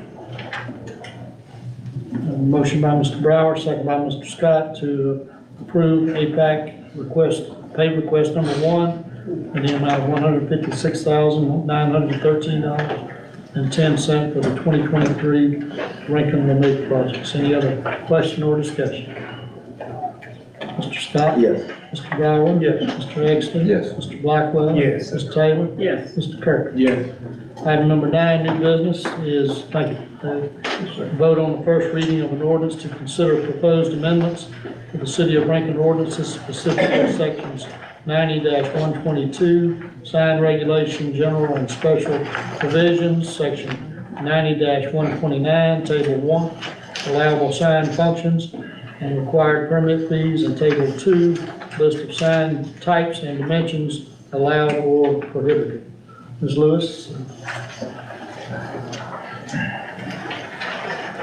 So we had the public hearing at the last meeting for the proposed, these proposed changes to the billboard section of the code, as we discussed then. And not just, it doesn't just change the size of the permitted size for billboards, it also provides some more specific language just guiding when billboards are put in place. Any questions from Ms. Lewis? Can you forward me table 1 and table 2? I did not get those. Yeah, it appears they're not in the attachment. What they are is they're the size requirements and the height. I probably have a copy with me. It's on page 2 of the ordinance, sorry, it's not a separate attachment.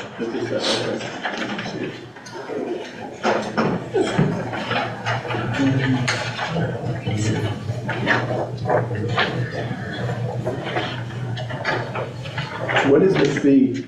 Because I don't know how to read it maybe, but. Well, so the fee's not listed in here right now. I believe it's $50, because we have a separate fee schedule. It's $50 and then a certain amount more per square footage.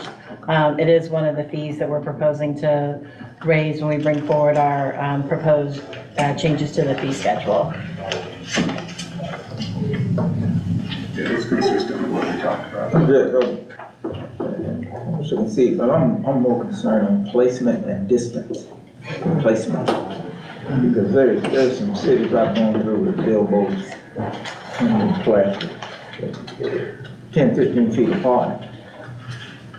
Right, and so right now, there isn't any language in the code that limits that, and in the new language, there'll be a separation requirement. It also has that it can only be, one sign per face. Some of our billboards, you'll see they'll have 2 billboards, kind of 2 advertisements per billboard.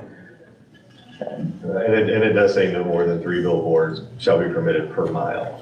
So there'll have to be some distance here.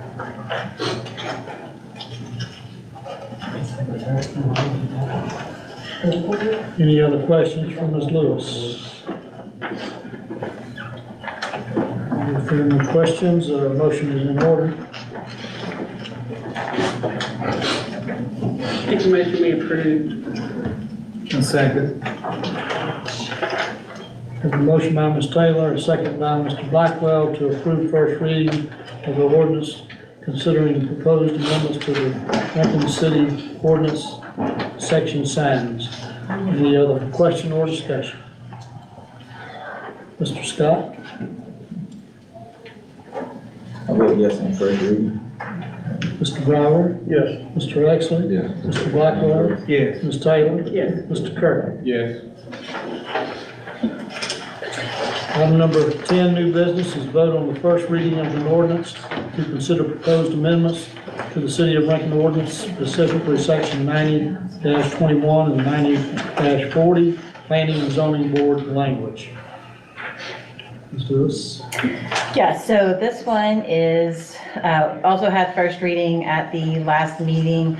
We talked about, or had public hearing at the last meeting, talked about how the Planning and Zoning Board adopted rules of procedure earlier this year, and as part of that, we found that there was some duplication between both what was in the ordinance related to Planning and Zoning Board, what was in the rules of procedure. There was also some outdated dates in there for the term limits that ended in, 2012, 2014. So clean that up. At the public hearing, there was a request to give an option to either have a member of council appointed as an ex officio member of the Planning and Zoning Board, or to have a quarterly meeting between the Planning and Zoning Board and council. And so that's been added in.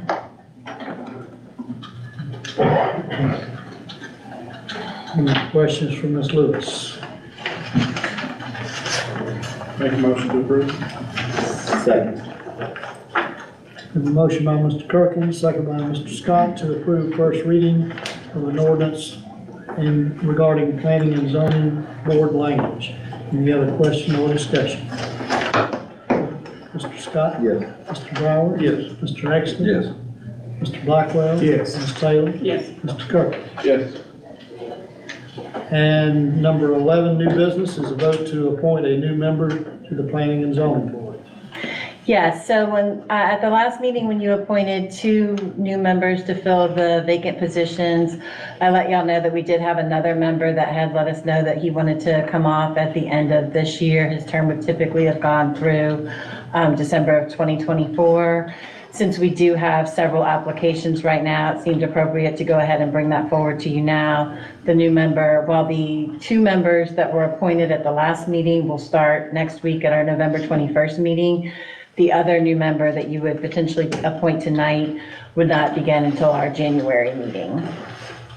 So I'm recommending Daniel Elliott, same as the others, after reviewing the applications that were filled out and doing a brief interview with the potential candidates. And he would be completing a term which would be 2 years. Yes, that's correct. Make a motion to approve. Second.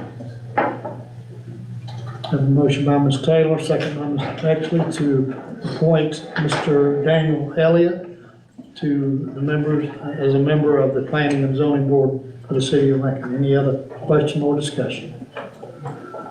Mr. Scott? Yes. Mr. Brower? Yes. Mr. Exley? Yes. Mr. Blackwell? Yes. Ms. Taylor? Yes. Mr. Kirk? Yes. And item number 12, new business, is vote to reappoint an existing member to her second term, 3-year term on the Planning and Zoning Board. Yeah, so Ms. Betty Maidel will finish out her first 3-year term at the end of December. And so I reached out to her to see if she would be willing to serve a second term, which is permitted by the code. And she said that yes, that she would be happy to serve that second term. So we're recommending her for reappointment. Make a motion to approve. Second. A motion by Mr. Exley, a second by Mr. Brower to reappoint Ms. Betty Maidel to her second 3-year term on the Planning and Zoning Board of the City of Rankin. Any other question or discussion? Mr. Scott? Yes. Mr. Brower? Yes. Mr. Exley? Yes. Mr. Blackwell? Yes. Ms. Taylor? Yes. Mr. Kirk? Yes. Thanks to Ms. Mydell and Mr. Elliott for being willing to serve. Thank you. Item number 13 is request approval of a resolution to adopt the updated Effingham County Joint Hazard Mitigation Plan for 2023 to 2028. Yes, so the consultants for the county who have been working on this update to the hazard mitigation plan reached out to us with a proposed resolution that they sent to us, to Guyton and to Springfield. So I'll update this. Different members of the different staffs have been working with the consultant team and the county on this update. So that's what you have before you right now. There could be, what's written in there is that there could be changes that FEMA requires, but those are non-negotiable. So we would approve it if there were changes requested by FEMA. It would not have to come back to you. When it would need to come for another, major update, then it would come back to council again.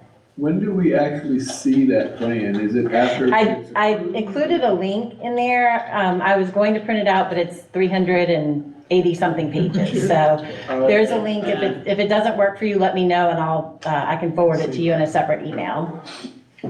That's too many trees. So. I'd like to read it, but.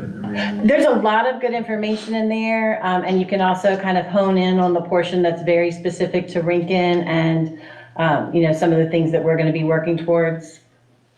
Talks about stuff we've been talking about for a long time, Next item in order, motion approved. Second.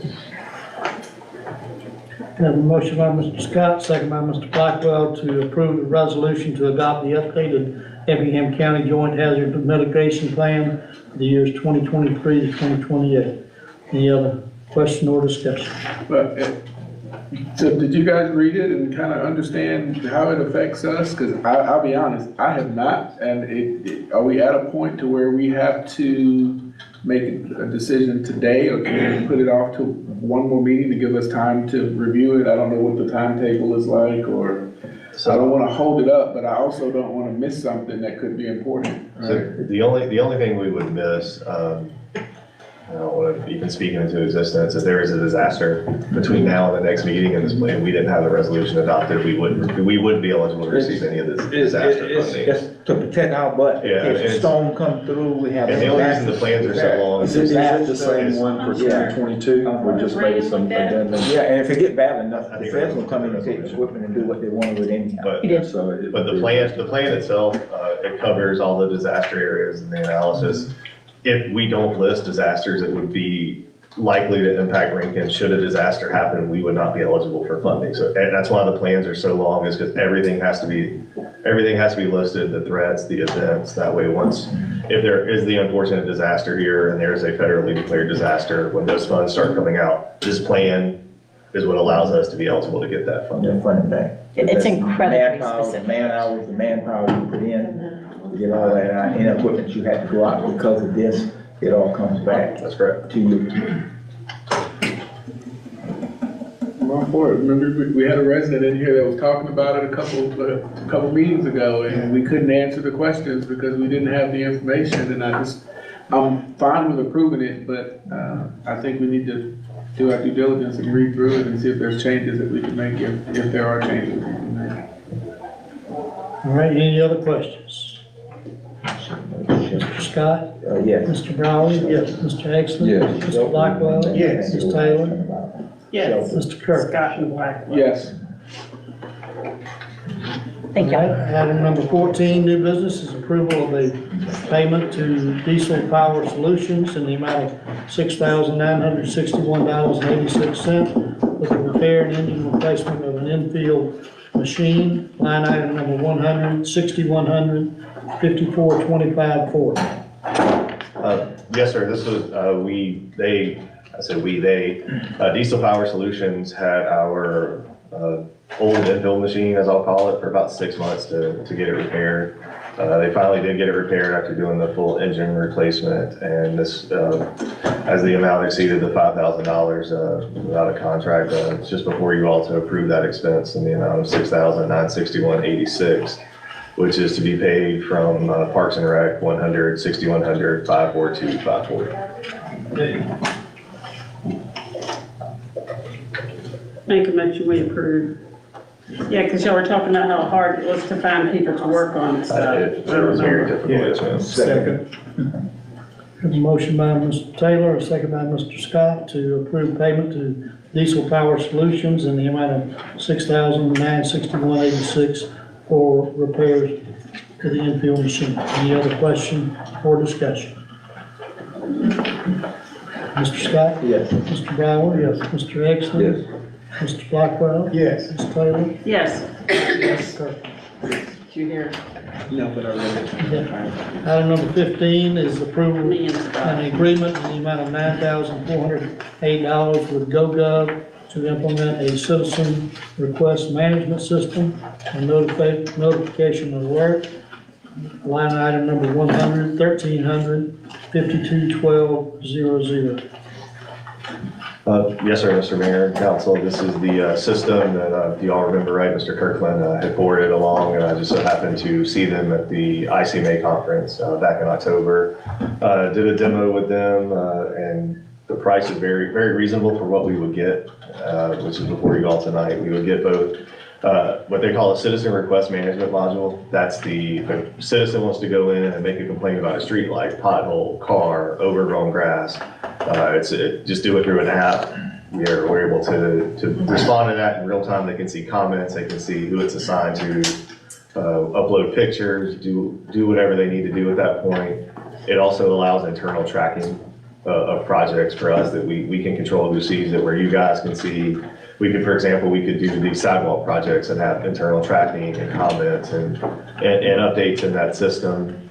And it also has it would have our own citizen notification alert system where we could push out alerts to people's cell phones, hey, Windsong Phase 2 is being built, water is gonna be off in this area, this day and time, start sending those alerts out. Hey, we have a Christmas parade coming up on Sunday, December 10th, the Fort Howard Road traffic will be impacted. Those kind of notifications would come out, as well as all the emergency alerts that we would want to push out. The app could be tailored however we want. When you pull up the app, you can pay your utility bills, you can have a link to that, a link to meetings, a link to register your kids for sports. All that stuff will be able to go along with this system. We'll be able to tailor our own app, design it. We'll be in the App Store, the Apple Store, as well as the Google Play Store. That's all included in the price. That $9,408 includes installation, includes startup, which takes about 6 weeks, and it will be that every year going forward. That's annual, so there'll be no monthly fee. No, sir, that's an annual fee. And who monitors this information coming in? Because, I'm saying we can take in all the information in the world if we don't do anything with it. So it will be tailored as we set it up to, street light would go to Tim, or pothole would go to Tim. Code enforcement would go to David or our code enforcement officer. And it would always copy it. We'd have their supervisor looped in on it. Okay. If there was a request to speak at a meeting, it would go to Delcia and myself. If we can tailor it to who exactly it goes to, it's not going to, Rinkin, email at rinkinga.gov. It will go to specific people directly to their email notification. Who's gonna work with the company for implementation? I'm sorry, I didn't hear correctly. Do you have an employee that's gonna work with the company for implementation? Because this is gonna require someone constantly making those changes as employees change and things like that. We have our IT guy. We have an IT tech that will do that. One thing that's important is that a lot of residents are just unaware of a lot of things, and I think this allows them to be able to sign up and who don't have Facebook and Instagram and all of that, and it'll allow us to be able to send those notifications and they'll be able to do the same. So I think it's important that we move forward with this. So with that, I'll make a motion to approve. 1 second. And I think it's great you can tailor it per the neighborhood. So that's good.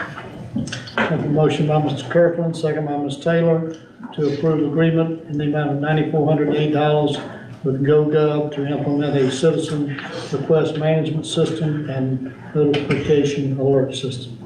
Any other question or discussion? Mr. Scott? Yes. Mr. Brown? Yes. Mr. Exley? Yes. Mr. Blackwell? Yes. Ms. Taylor? Yes. Mr. Kirkland? Yes. Item number 16, request approval to surplus Rankin Golf Course equipment. Christie, are you handling that tonight? Yes.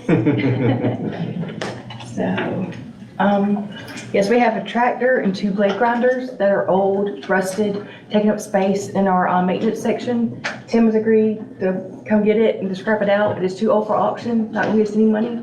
So we'd like to y'all approve that and get that out of our way and make room for new stuff, maybe. Tim's pretty excited. No value other than scrap. No, sir. Tim's come over and look at it. Good. No motion approved. Second. Motion by Mr. Scott, second by Mr. Blackwell to approve the surplusing of Rankin Golf Course equipment, that being a New Holland TN 55 tractor, a Peerless 2000 wheel grinder, and an Ideal 1000 bed knife grinder. Any other question or discussion? Mr. Scott? Yes. Mr. Brower? Yes. Mr. Exley? Yes. Mr. Blackwell? Yes. Mr. Taylor? Yes. Mr. Curtis? Yes. And item number 17, thank you, Chris. Yes, Item sir. number 17, accept and award a bid to Advanced Athletic Surfaces in the amount of $29,480, resurfacing of tennis courts and Patriot Park. And this will be from SPOS funds and a grant. Yes, sir, Mr. Mayor, we were able to bid these out and get some bids coming back in. So we did receive 2 bids for the project. One in the amount of $29,480 from Advanced Athletic Services, and the other amount of $50,000 from Extreme Coatings LLC. Advanced Athletic Services is a Georgia-based company. That's kind of what they specialize in is doing tennis courts, doing fields, surfacing for high uses like that. I did reach out to them because if you look at their bid, it was a little confusing with their second page. I did confirm with them that their alternate bid to include the acrylic resurfacing and 2 coats of color coatings, that is the $29,480 price. That is not an additional amount. That is the total price of what they would do. And once we award this bid tonight, not saying we're gonna go and green light them right away, so now that green lights us to finalize the application with USTA. Now that you all have approved, would have approved the company to do it, so that amount would go into the grant. The grant we'll be able to get 50% of that amount back. And as far as you know, we meet, because I know they have a lot of hoops for us to jump through to be able to get that money. So do we meet all of those, their criteria to be able to receive the grant? We should now, yes, sir. There were some issues with drainage and some upkeep stuff that needed to be addressed prior to us being able to make the full application. EMC had gone out there and kind of pointed out where we could do that. Tim's crew was amazing. They went out there, kind of did our own drainage, reshaped some things. So right now we're to that point where we can apply and finalize that grant. Yay. Instead of rehanging nets, can we please get new nets? Because those nets are not in the greatest shape and they're not brand new, and can we just get new nets? Absolutely, yes, sir. And I don't know what the cost is for those. I assume it's not but a couple $100. It wouldn't be something that you need to come back to you guys, no, sir. Yes, I know a bunch of people that would be very, very happy. Motion to Motion we approve. approve.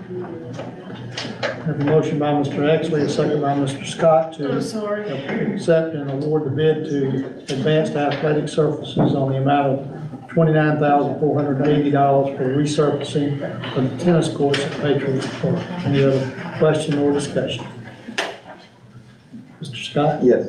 Mr. Brower? Yes. Mr. Exley? Yes. Mr. Blackwell? Yes. Mr. Taylor? Yes. Mr. Curtis? Yes. All right, we're now moving into our administrative reports, and let me just say something here. We've kind of gotten out of order with this part of our agenda recently.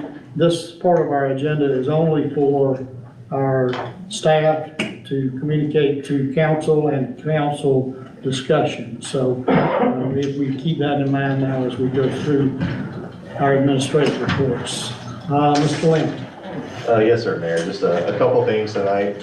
One, remind everyone if you're available Thursday, November 16th, we will have our employee appreciation Thanksgiving lunch at Macomber. We hope to eat around noon, so if any of you all are available to join us, we would love to have you guys. And speaking of Thanksgiving, just a reminder to everyone that city offices will be closed next Thursday and Friday, the 23rd and 24th, for the Thanksgiving holiday. I did put on each of your seats the information regarding the response to the RFP for a lease for the bistro at the golf course for you all to review. We can discuss in an upcoming meeting. I just wanted to get that in your hands. We did only have one respondent.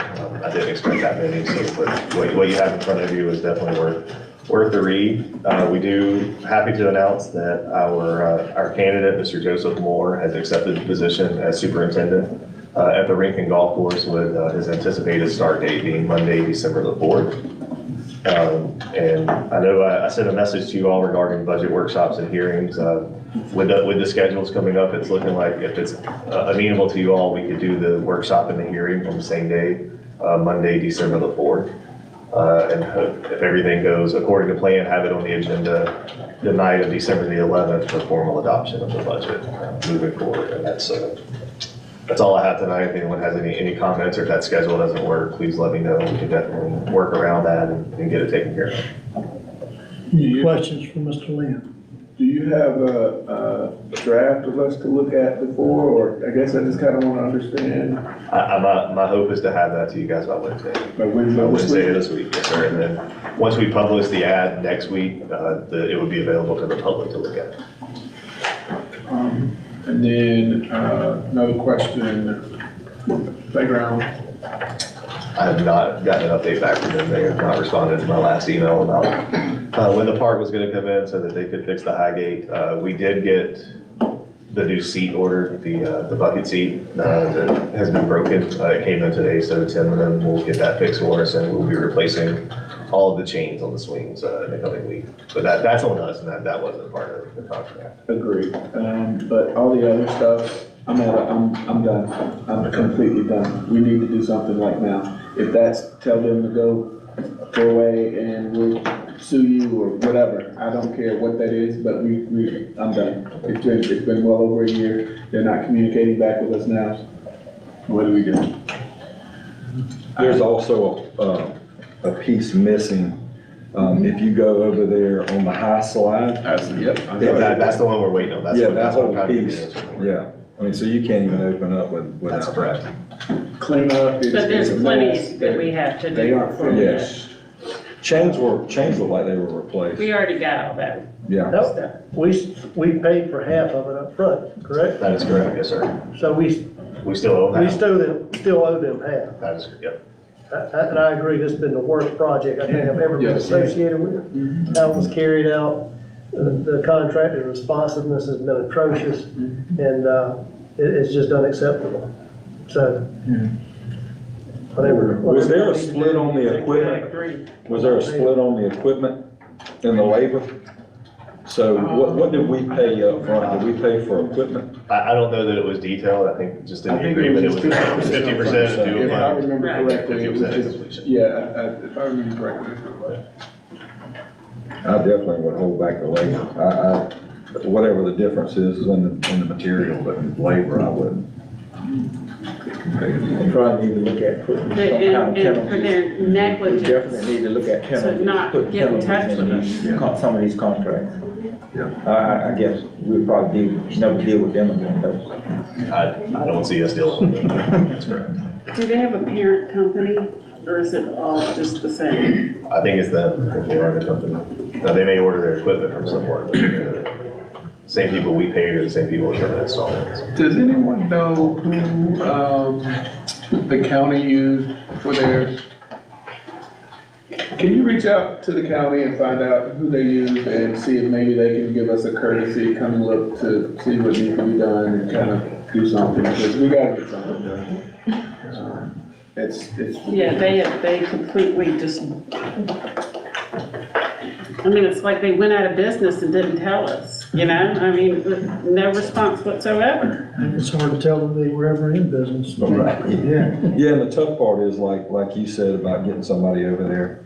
Somebody needs to go through and walk through it and make sure it's safe and everything's the way it needs to be. Oh, yeah, for That's not sure. for anybody here to look at and say, yes, Oh, okay. no, I went out there and I rode the merry-go-round and checked out the other stuff. It's nice, it's very nice, we just need to get it fixed and open. Somebody needs to sign off on safety wise. Also too, I've had several people that have looked at it and expressed concern about there not being a fence around it. I mean, you've got kids, yes, you should be monitoring the kids, we all know that. However, there was concern, I mean, even, I think there was recently, in the last few months, people talking about a bobcat being over in that area. Right. Well, but I think there needs to be at some point, sooner rather than later, a fence, just for the safety of the kids over there. I agree. So, And designated parking, because I think that was mentioned in something I reviewed. Yeah. Yeah, we About are- parking being designated, there is a little swell between There is. where there is a little gravel and the playground itself, so we need to put some chain road, something to Well, there's designate parking. and there's a handicap ramp on Right. the other side, but Right. there's no marking for that. So We've got I think we need that to ordered. gravel that. We got it ordered, and Mike had the master plan of the whole park. I wonder what he did with it. Like, Should be in an office His or office in maybe? storage. He sent it to us in email. I asked Alexa, she said she didn't know where it was. He sent it to us in email, so it should I mean, be it in had the a email. pavilion and everything, I yes. remember, I can search through, but I remember seeing it in We email. definitely need that. Because right now you couldn't get a wheelchair to it. A wheelchair child couldn't get to that. Right. Well, they can, because there's a ramp. No, she's talking about rolling in the. They've got to get out of their car and get to the ramp. Yeah, They rolling can't in. get to the ramp. Right. She's right. But yeah, we don't have no parking or access really except the stroll through the swale and the grass. Yeah, but that's gonna change, we're gonna get it fixed. Any other questions for Mr. Lamb? City engineer, Mr. Moore. Any questions? I updated you on the LMIG, if there's any other questions y'all have about the roads or Well, I have a something. question, you were gonna check on the, why at McCumber Park it was, that fencing was separating in the new part? You talking about on the fields that are down low, the wall that's coming apart? Right, I went out there with Mike before he left, took some pictures, and I gave him to a structural, there's a geogrid underneath the concrete that helps tie that wall back. And I took as many pictures as I could, but, I haven't followed up with that structural.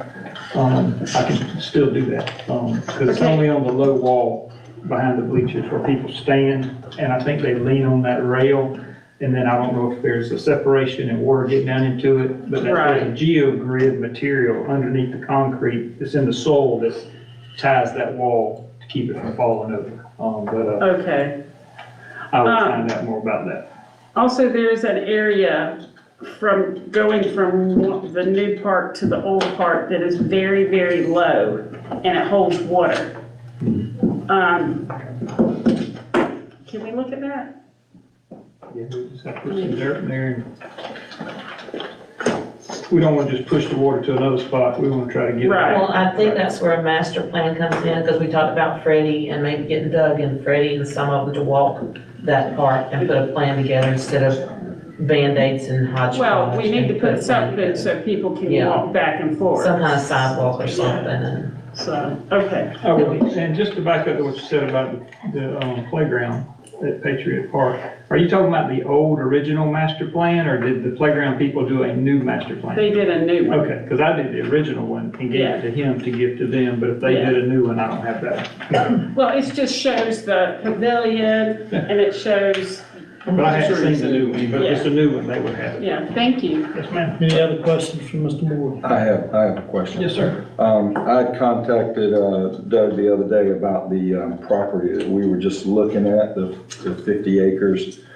Because we need to see if we have an easement. A lot of stuff don't show the easement, but Doug was able to pull up the plat, and it shows a 40-foot easement off of Old Augusta to our property.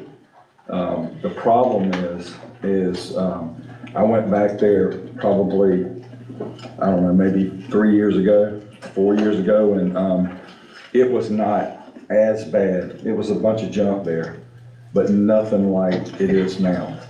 It is an absolute junkyard for diesel equipment. There's trucks out there with grass growing through them. There's dump trucks out there. People are welding and working on them, changing oil out there on our property. And then also on the easement, I'm sure for the power. But somebody should go back and take a look at that. It is, it's bad. In the picture that I looked at that Doug sent, and I'll forward that out to everybody, you can see where the curve turns where our property line is, and it's empty. It just shows a bunch of cars going down that easement. But I'm gonna tell you that now, it's probably 25, 50 trucks back there. Like abandoned? Like abandoned.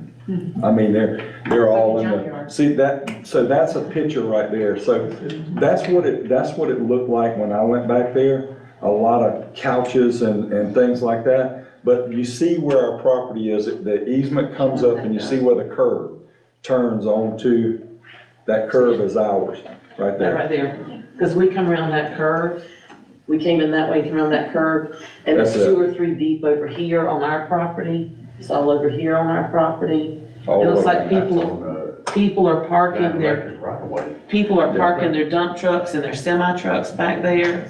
They found a little, And scrapping them back there. Oh, yeah, scrapping. and there's I don't know if you can pull it up, there's a shop back there where he's doing work back there too, and It gets better. It's Oh, yeah. a huge It gets better. junkyard. Yeah. That's not That's several years Bill, ago. I don't know if It's you go now down anymore. car to car to car I go down in far both enough. of those properties. Okay, it's There's stopped. hundreds of cars back there. Somewhere right in here, there's an old metal building, it's like he just took sheet metal and made a huge shop back there to work on trucks in. Yeah, it's 40, that is a 40-foot straight down that line where our property is. See where Doug's at? These All the dust. GIS parcels are not exactly accurate, but there's Right. a plat, and y'all have an access from there to y'all's property. This used to be track B, and that was track A, now they're one, but it doesn't come across Mr. White's property. It goes around it. And just show them, reduce it down and just show them where the wastewater treatment plant is in conjunction. Right here. Right there. And after I sent you that, I did talk with Alec, and I found out that we, at Mr. Lynn's direction, we've already had Resource Land Consultants do a preliminary wetland assessment on this property, so we know where the desktop wetlands are based on hydric soils and aerial infrared photography. So we can do some type of land planning for y'all on this site. How much of it roughly is wetland?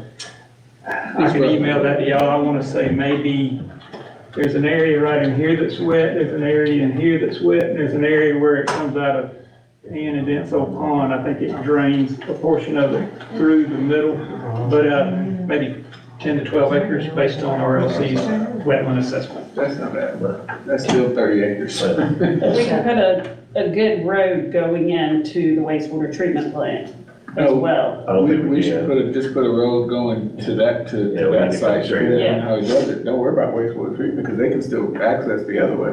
Well, the problem. We can put a gate on there to get there. Yes, yeah, that's what you would want to do, because right now there's only a 10, I mean, that road is very small going down Ackerman. And Right. We're doing an If expansion. somebody was coming in and wanted to go out, they could. Sir? That's only an access easement. That's right, so what Tim's right, so we would really, if we had a 40-foot easement, that could give us a road straight through to the property, and then we Something could we could access. actually maintain. Yes, sir. Exactly. Yes, sir. And gate it from that side too. Yep. Good. Any other questions for Mr. Morgan? So do we want to have him go ahead and move forward with getting us a plan since he's got all that, or? Well, him and Alec have already talked about it. I didn't know that when I was talking to Mr. Exley. But when I went back and I pulled everything and I sent the email, he called me immediately and said, we just got the preliminary wetland assessment at the end of last week. So I can send that to you and we can get some direction on what y'all want out there in addition to that. We started that process following the conversation about Freedom Park and starting to look at this property as a possible alternative. Right. Alternative to it. Thank you, Mr. Moore. Yes, sir. Police Department, Chief Merle. Mayor and council, I gave you guys, each one of you guys, my report later on your desk. We're available for questions on that. Somebody left the glasses up there. They were found outside, and their dog been laid in my brother. I did want to let you guys know we've been hit twice with what is being called bank jugging. It's become kind of a TikTok craze. I don't know if you guys heard about it. We had one instance where an individual left Truist Bank, drove to Asian Taste, went inside for less than 5 minutes, comes back out, their window's busted, $10,000 cash stolen out of the car. Why somebody would leave $10,000 cash in the car, I don't know, but that's what happened. 2 weeks maybe later, we had another incident where Truist Bank they went to Jalapenos and go inside to eat, come back out, window busted, nothing stolen, because I guess they kept cash on their person. So we start kind of digging into this, because obviously the people are being watched. I'm telling you guys this for your own knowledge too, when you're going out taking cash out. People are obviously being watched at banks, walking out either with actual zip-up bank bags or thick envelopes or whatever, and they're being followed to wherever it is they're going. There are, as of 2 weeks ago, I think, there were 5 or 6 different agencies that had been hit, some of them 14, 15 times. Beaufort County's been hit a lot. Beaufort Sheriff's Office. Pooler has several cases. I want to say they've got around a dozen. Garden City, Port Wentworth, us, we've got 2. But it's a thing, and you just need to be mindful of your surroundings when you're going to the bank. What the biggest consistency that I saw on the report that was gathered from all these agencies is they're most of the time being followed to some type of big box store, Kroger, Lowe's. I think there was I don't remember all the big box stores off the top of my head, but most of the time it's a big box store. There was a CVS, I think in Beaufort. One of them followed individuals to their home and robbed them at gunpoint in the driveway. But these people are sometimes recording themselves doing it and posting it on social media. It's crazy. It's crazy. They're not using the same car twice. The cars that we have involved with it have stolen tags on them. We've traced it with flock cameras all the way up into Atlanta. Some of those tag numbers. So there's no rhyme or reason to it. Again, there's like 5 agencies working on it, and nobody can come up with a pattern or a suspect or anything like that yet. But I just wanted to put that out there for public safety, your safety when y'all are going to the bank. Not that it makes any difference, but why the term jugging? I have no idea. I don't know. I don't get it either, but that's what it's been named. On them TikTok thing. It is. Anything else, Chief? No, sir. Any questions for Chief Merle? Over this past weekend, I got quite a few calls about some issues in Lost Plantation and Willowpeg. I'll talk to you offline, but I'd like to see if we can maybe do something extra over there. They had some major issues over there on Friday night, Saturday. So golf course down? No. People breaking into cars. Oh, Did you get called yeah. as well, Mr. I did, yes, sir. We've got, I think we got 4 reports over the weekend. It's that time of the year. I hate to say it, I mean, it's typical for that area in this time of the year. From what I heard, you may have heard, the cars were locked, they were just opening the cars and That's getting in. Like, generally what they do. They walk car door to car door, pulling on unlocked door handles. And when they find one unlocked, they plunder through it. One of the vehicles had a SIG P365 stolen out of it.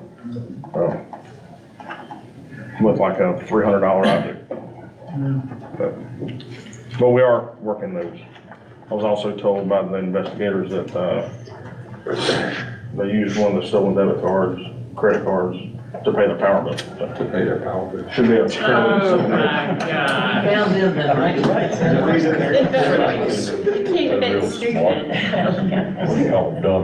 All right, fire department, Chief Reed.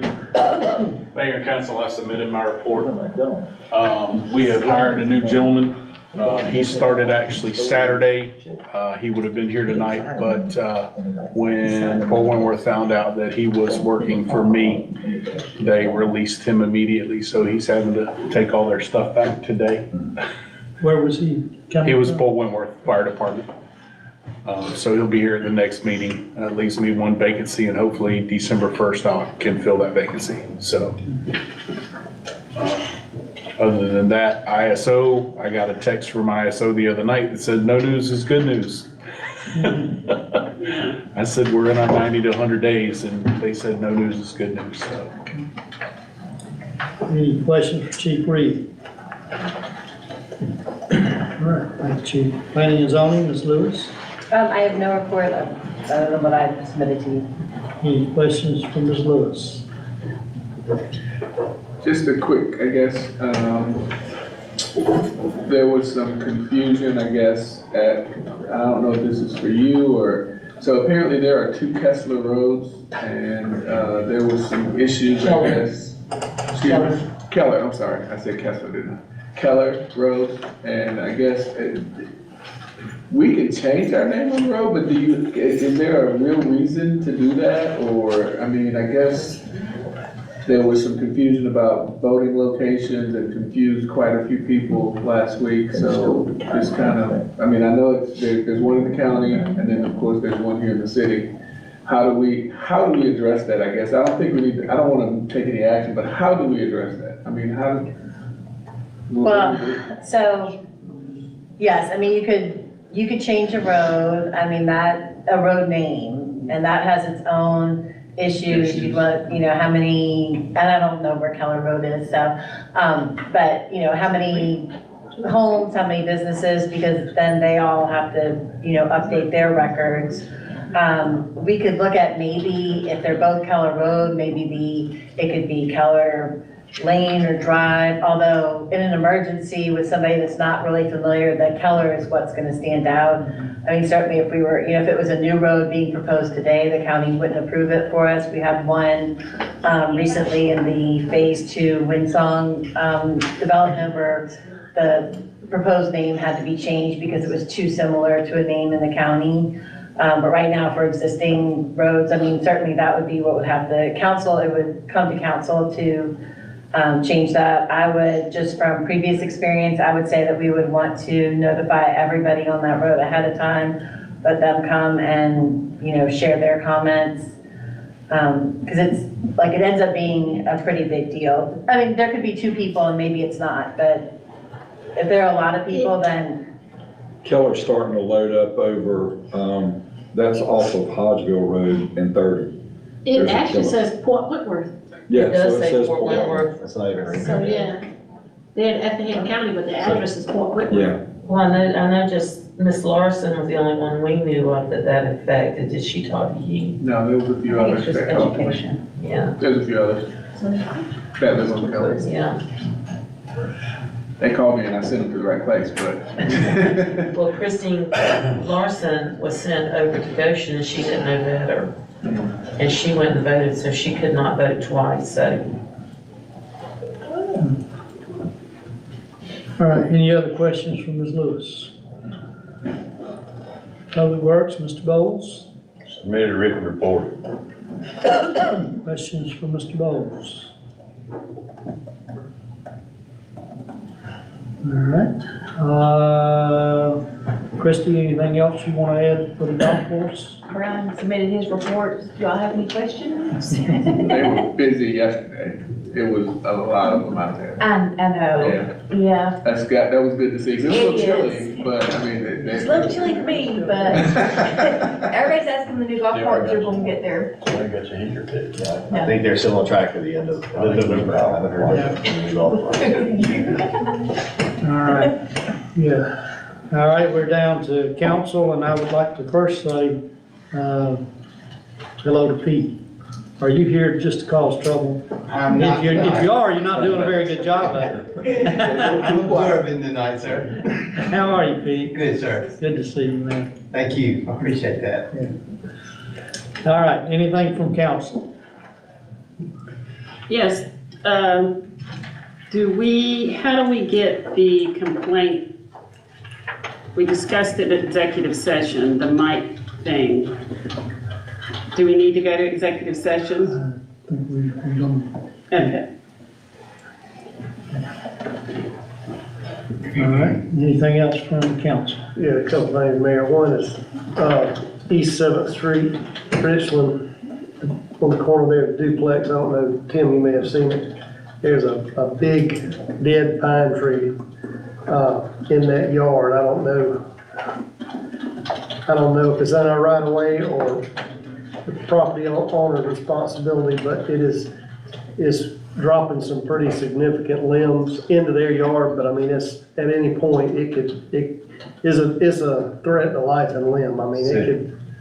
Right there on the corner, Yeah, yes, right by that duplex on the corner of Richland and East Ninth. Richland and East. You can't miss it. But I've noticed it, and somebody said something to me about it, I said, I'll mention it. Not Richland, East Nine, Richland, East Seven. Seven, sorry. I wonder why you're looking at me confounded, Tim, you like, East 7. Other thing is, the bunkers at the golf course, I don't know.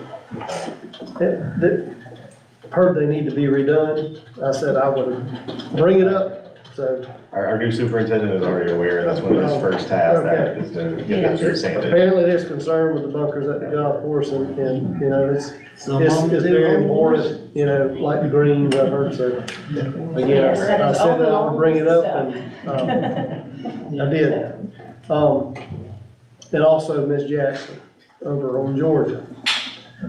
She asked about a letter, so I told her I would bring that up, and I know that this is not an easy fix, but she said she's not gonna let it go, and I hope that it's not let go.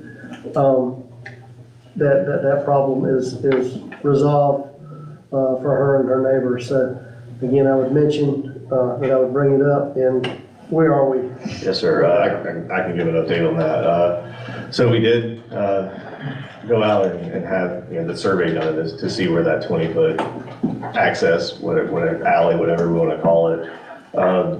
Just about every property along that alley had something protruding, whether it's a fence, swimming pool, building, trees.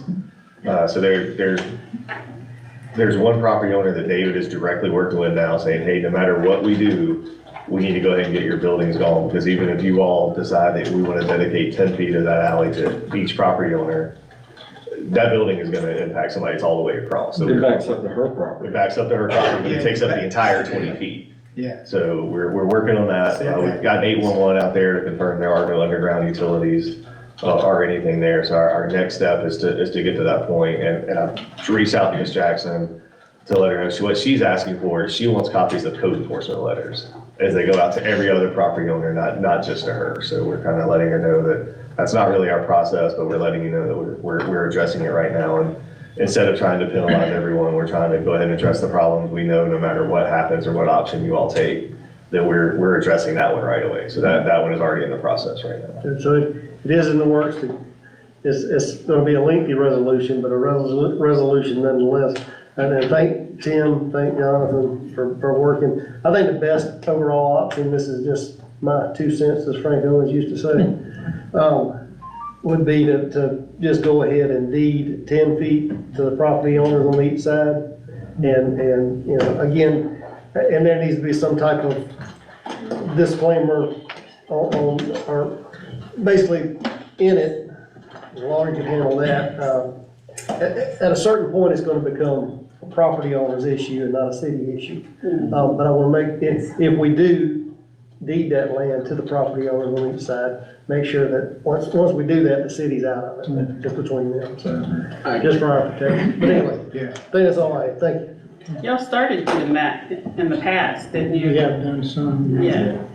Well, Mr. Lynn, should have said something earlier about that. Dave had got with me one day when I was in City Hall, and he told me that. So do you want me to prepare another plat that shows that square foot area to be deeded to each one so you can show it to them? I would like that, and then I can bring it back to the council to show them, please. And along with what Reese just said, and Dave talked to me about it, he said that, and we can put a note on there, and maybe Raymond can do it a different way with, when you deed it to them, but the only way you're gonna give the property to them is if they remove the encroachment from the rear of the property. If their stuff's over the line, we'll give them that, but it's their job to remove their encroachment. That's what Dave was telling me. I didn't know if y'all had talked about We that. did, and that's exactly right. We can take over that. Well, I can do a plat and give it to you, and you can show it to whoever, and y'all can start that process. Thank you, Doug. All right, anything else from council? I'm gonna say one more thing, sorry. Nobody said anything about picket fences. Where we at with picket fences? So I wanted to add to that. The other day, I took a ride out there. Also, when I was having a conversation with Doug, I talked to him. I sent out an email a while back. We rode that the other day. The chief and I rode it. And it is, honestly, you could probably cut out a couple trees, not that's in the middle, but just trim it. And you can drive all the way over to the switch yard at Omnitrax.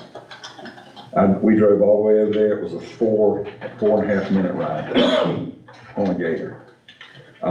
It takes you, straight down, Where are you talking about? so go about 250 yards. When you first cross the railroad tracks, the first house there is Stanley Exley. There's a berm already there. There's a ditch and a piece of a berm up against the track. Between the tracks and Mr. Right. Daniels.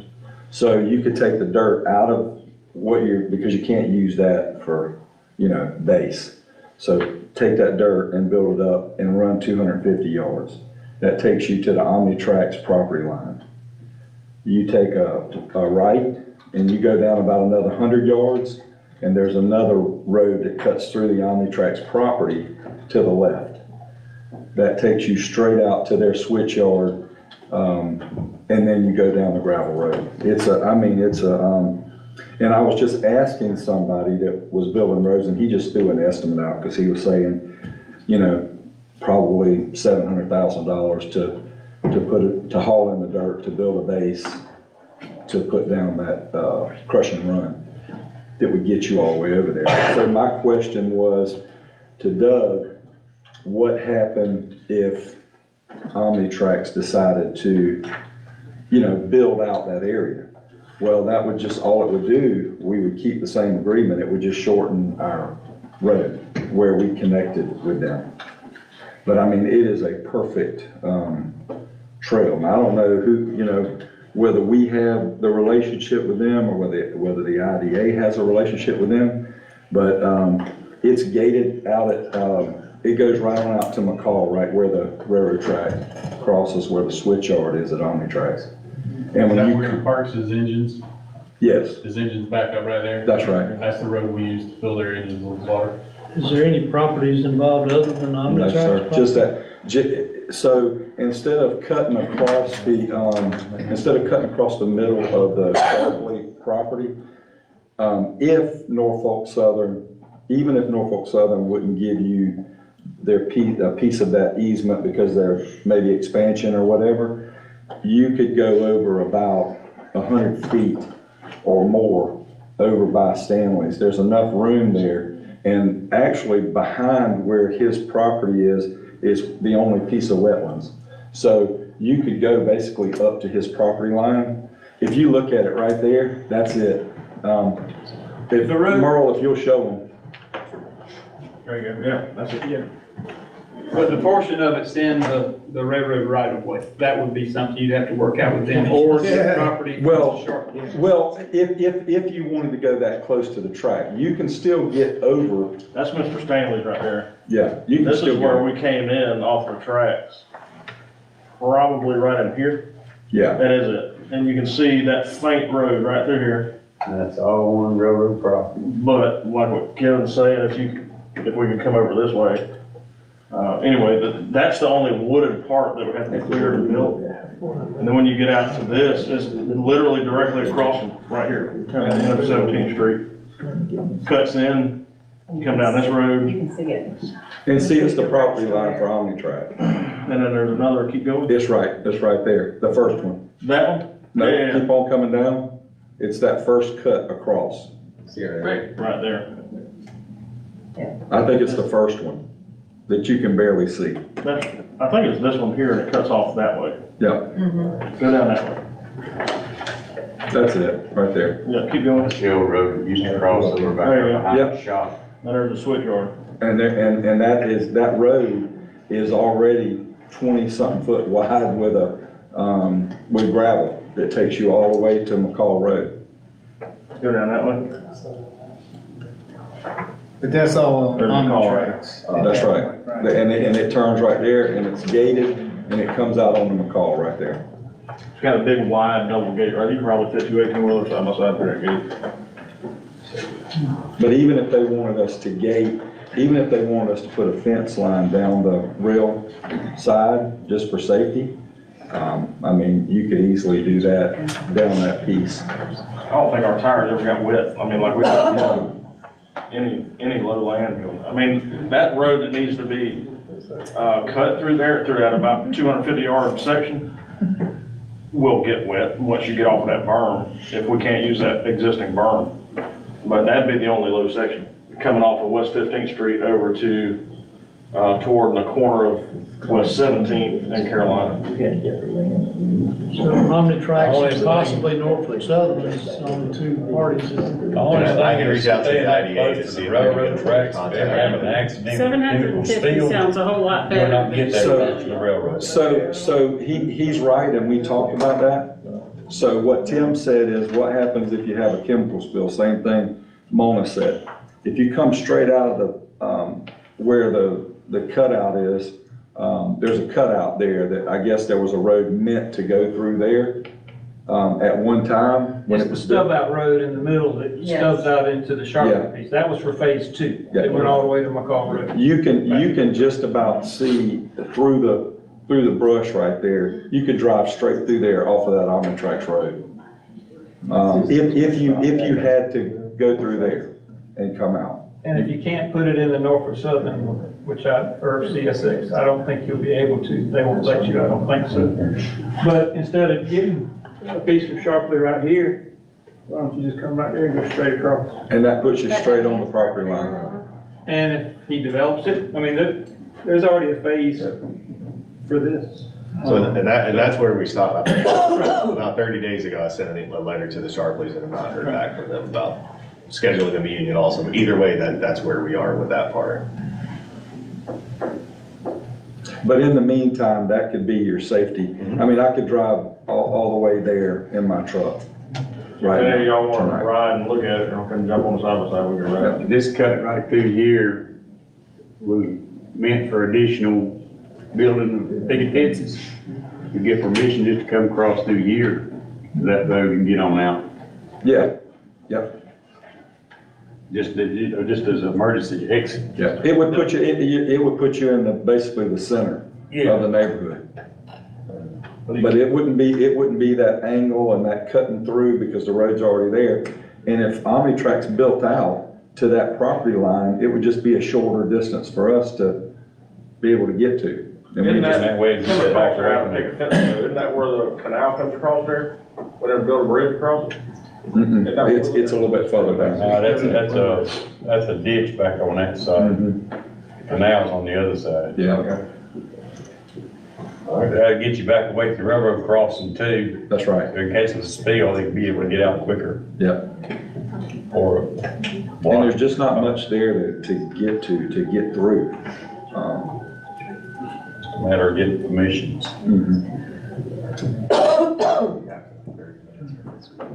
Mr. Glenn, you got some options there. I've already sent a message to Brand at the IDA to see if we can get something moving on that. I'll continue to try to get in touch with the property owners. Sounds like a good possibility to me. Yes, sir. Yeah, Save us a lot of money. but I think we're still gonna have to do something else. It's just that's a breakdown, or am I misunderstanding? No, that would be all. So that would be the temporary second entrance for them? Yes, Or gated and open It's during strictly emergency. for emergencies. I mean, we'd have to maintain it, but Because they don't want a second entrance anyway, am I right? Randy? they just want a way to get out. They just want a way to get out. Right. And we wanna have something that we can add to an emergency plan to get them out. So, I said this to Lou, and I'm just going, because I'm a mama, and you know mamas always look for the worst thing that could happen out there in the world, so we can get their babies. But I talked to Lou earlier, and I can't stress the importance of how fast y'all need to get a chemical spill emergency plan in place and educate those people, because if something happened tonight, there would be mass chaos and nobody would know where to go to get out. And if you get something in writing and even go put it in their doors, if there's something happens, you go to this point in the neighborhood and ring in fire and police will get you out. Give them a plan, be prepared. Just do our due diligence as a city for these people. If the train stopped, they're just inconvenienced. But if something bad happens, we've got to be prepared for that. And with just that emergency road close to the railroad, if there's a spill, you wouldn't push people there anyway. You'd want to push them away from it. So that's the other reason for that. All right, if there's nothing else from council, I'll entertain a motion to go into executive session. Have a motion by Mr. Scott, second by Mr. Taylor, going into executive session. Mr. Scott? Mr. Brower? Mr. Exton? Mr. Blackwell? Ms. Taylor? Mr. Cook? Yes. Who was the second?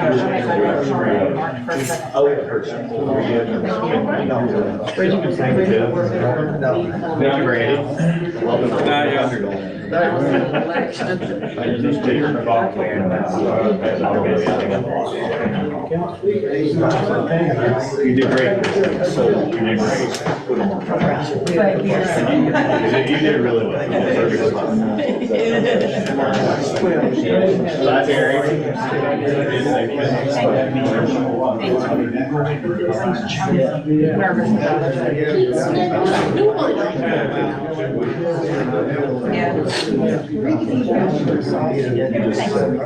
Yeah.